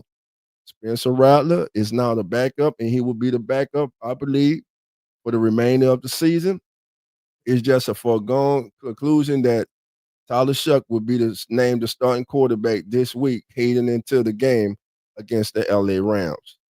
So with that being said, family, once again, do your boy DOLPH a favor. Come on over, hit that link, find that link, copy that link, come on over, subscribe to the Come On In Sports Network. Also, the Come On In Sports Network home to As the NFL Turns, the fastest growing pregame show on all the social media, baby. We got you covered each and every single Sunday morning, 10 a.m. Central, 11 a.m. Eastern, as we get you ready for the day's actions. We break the damn games down. We talk about the games. We give you our unique insight, and we give you facts that a lot of others are not giving you.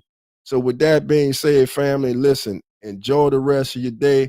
I appreciate each and every single one of you. And know this, family, and remember this, the doors are now open. So come on in. And like always, before we get out of here, family, love and who that. And we out. Enjoy your evening, family.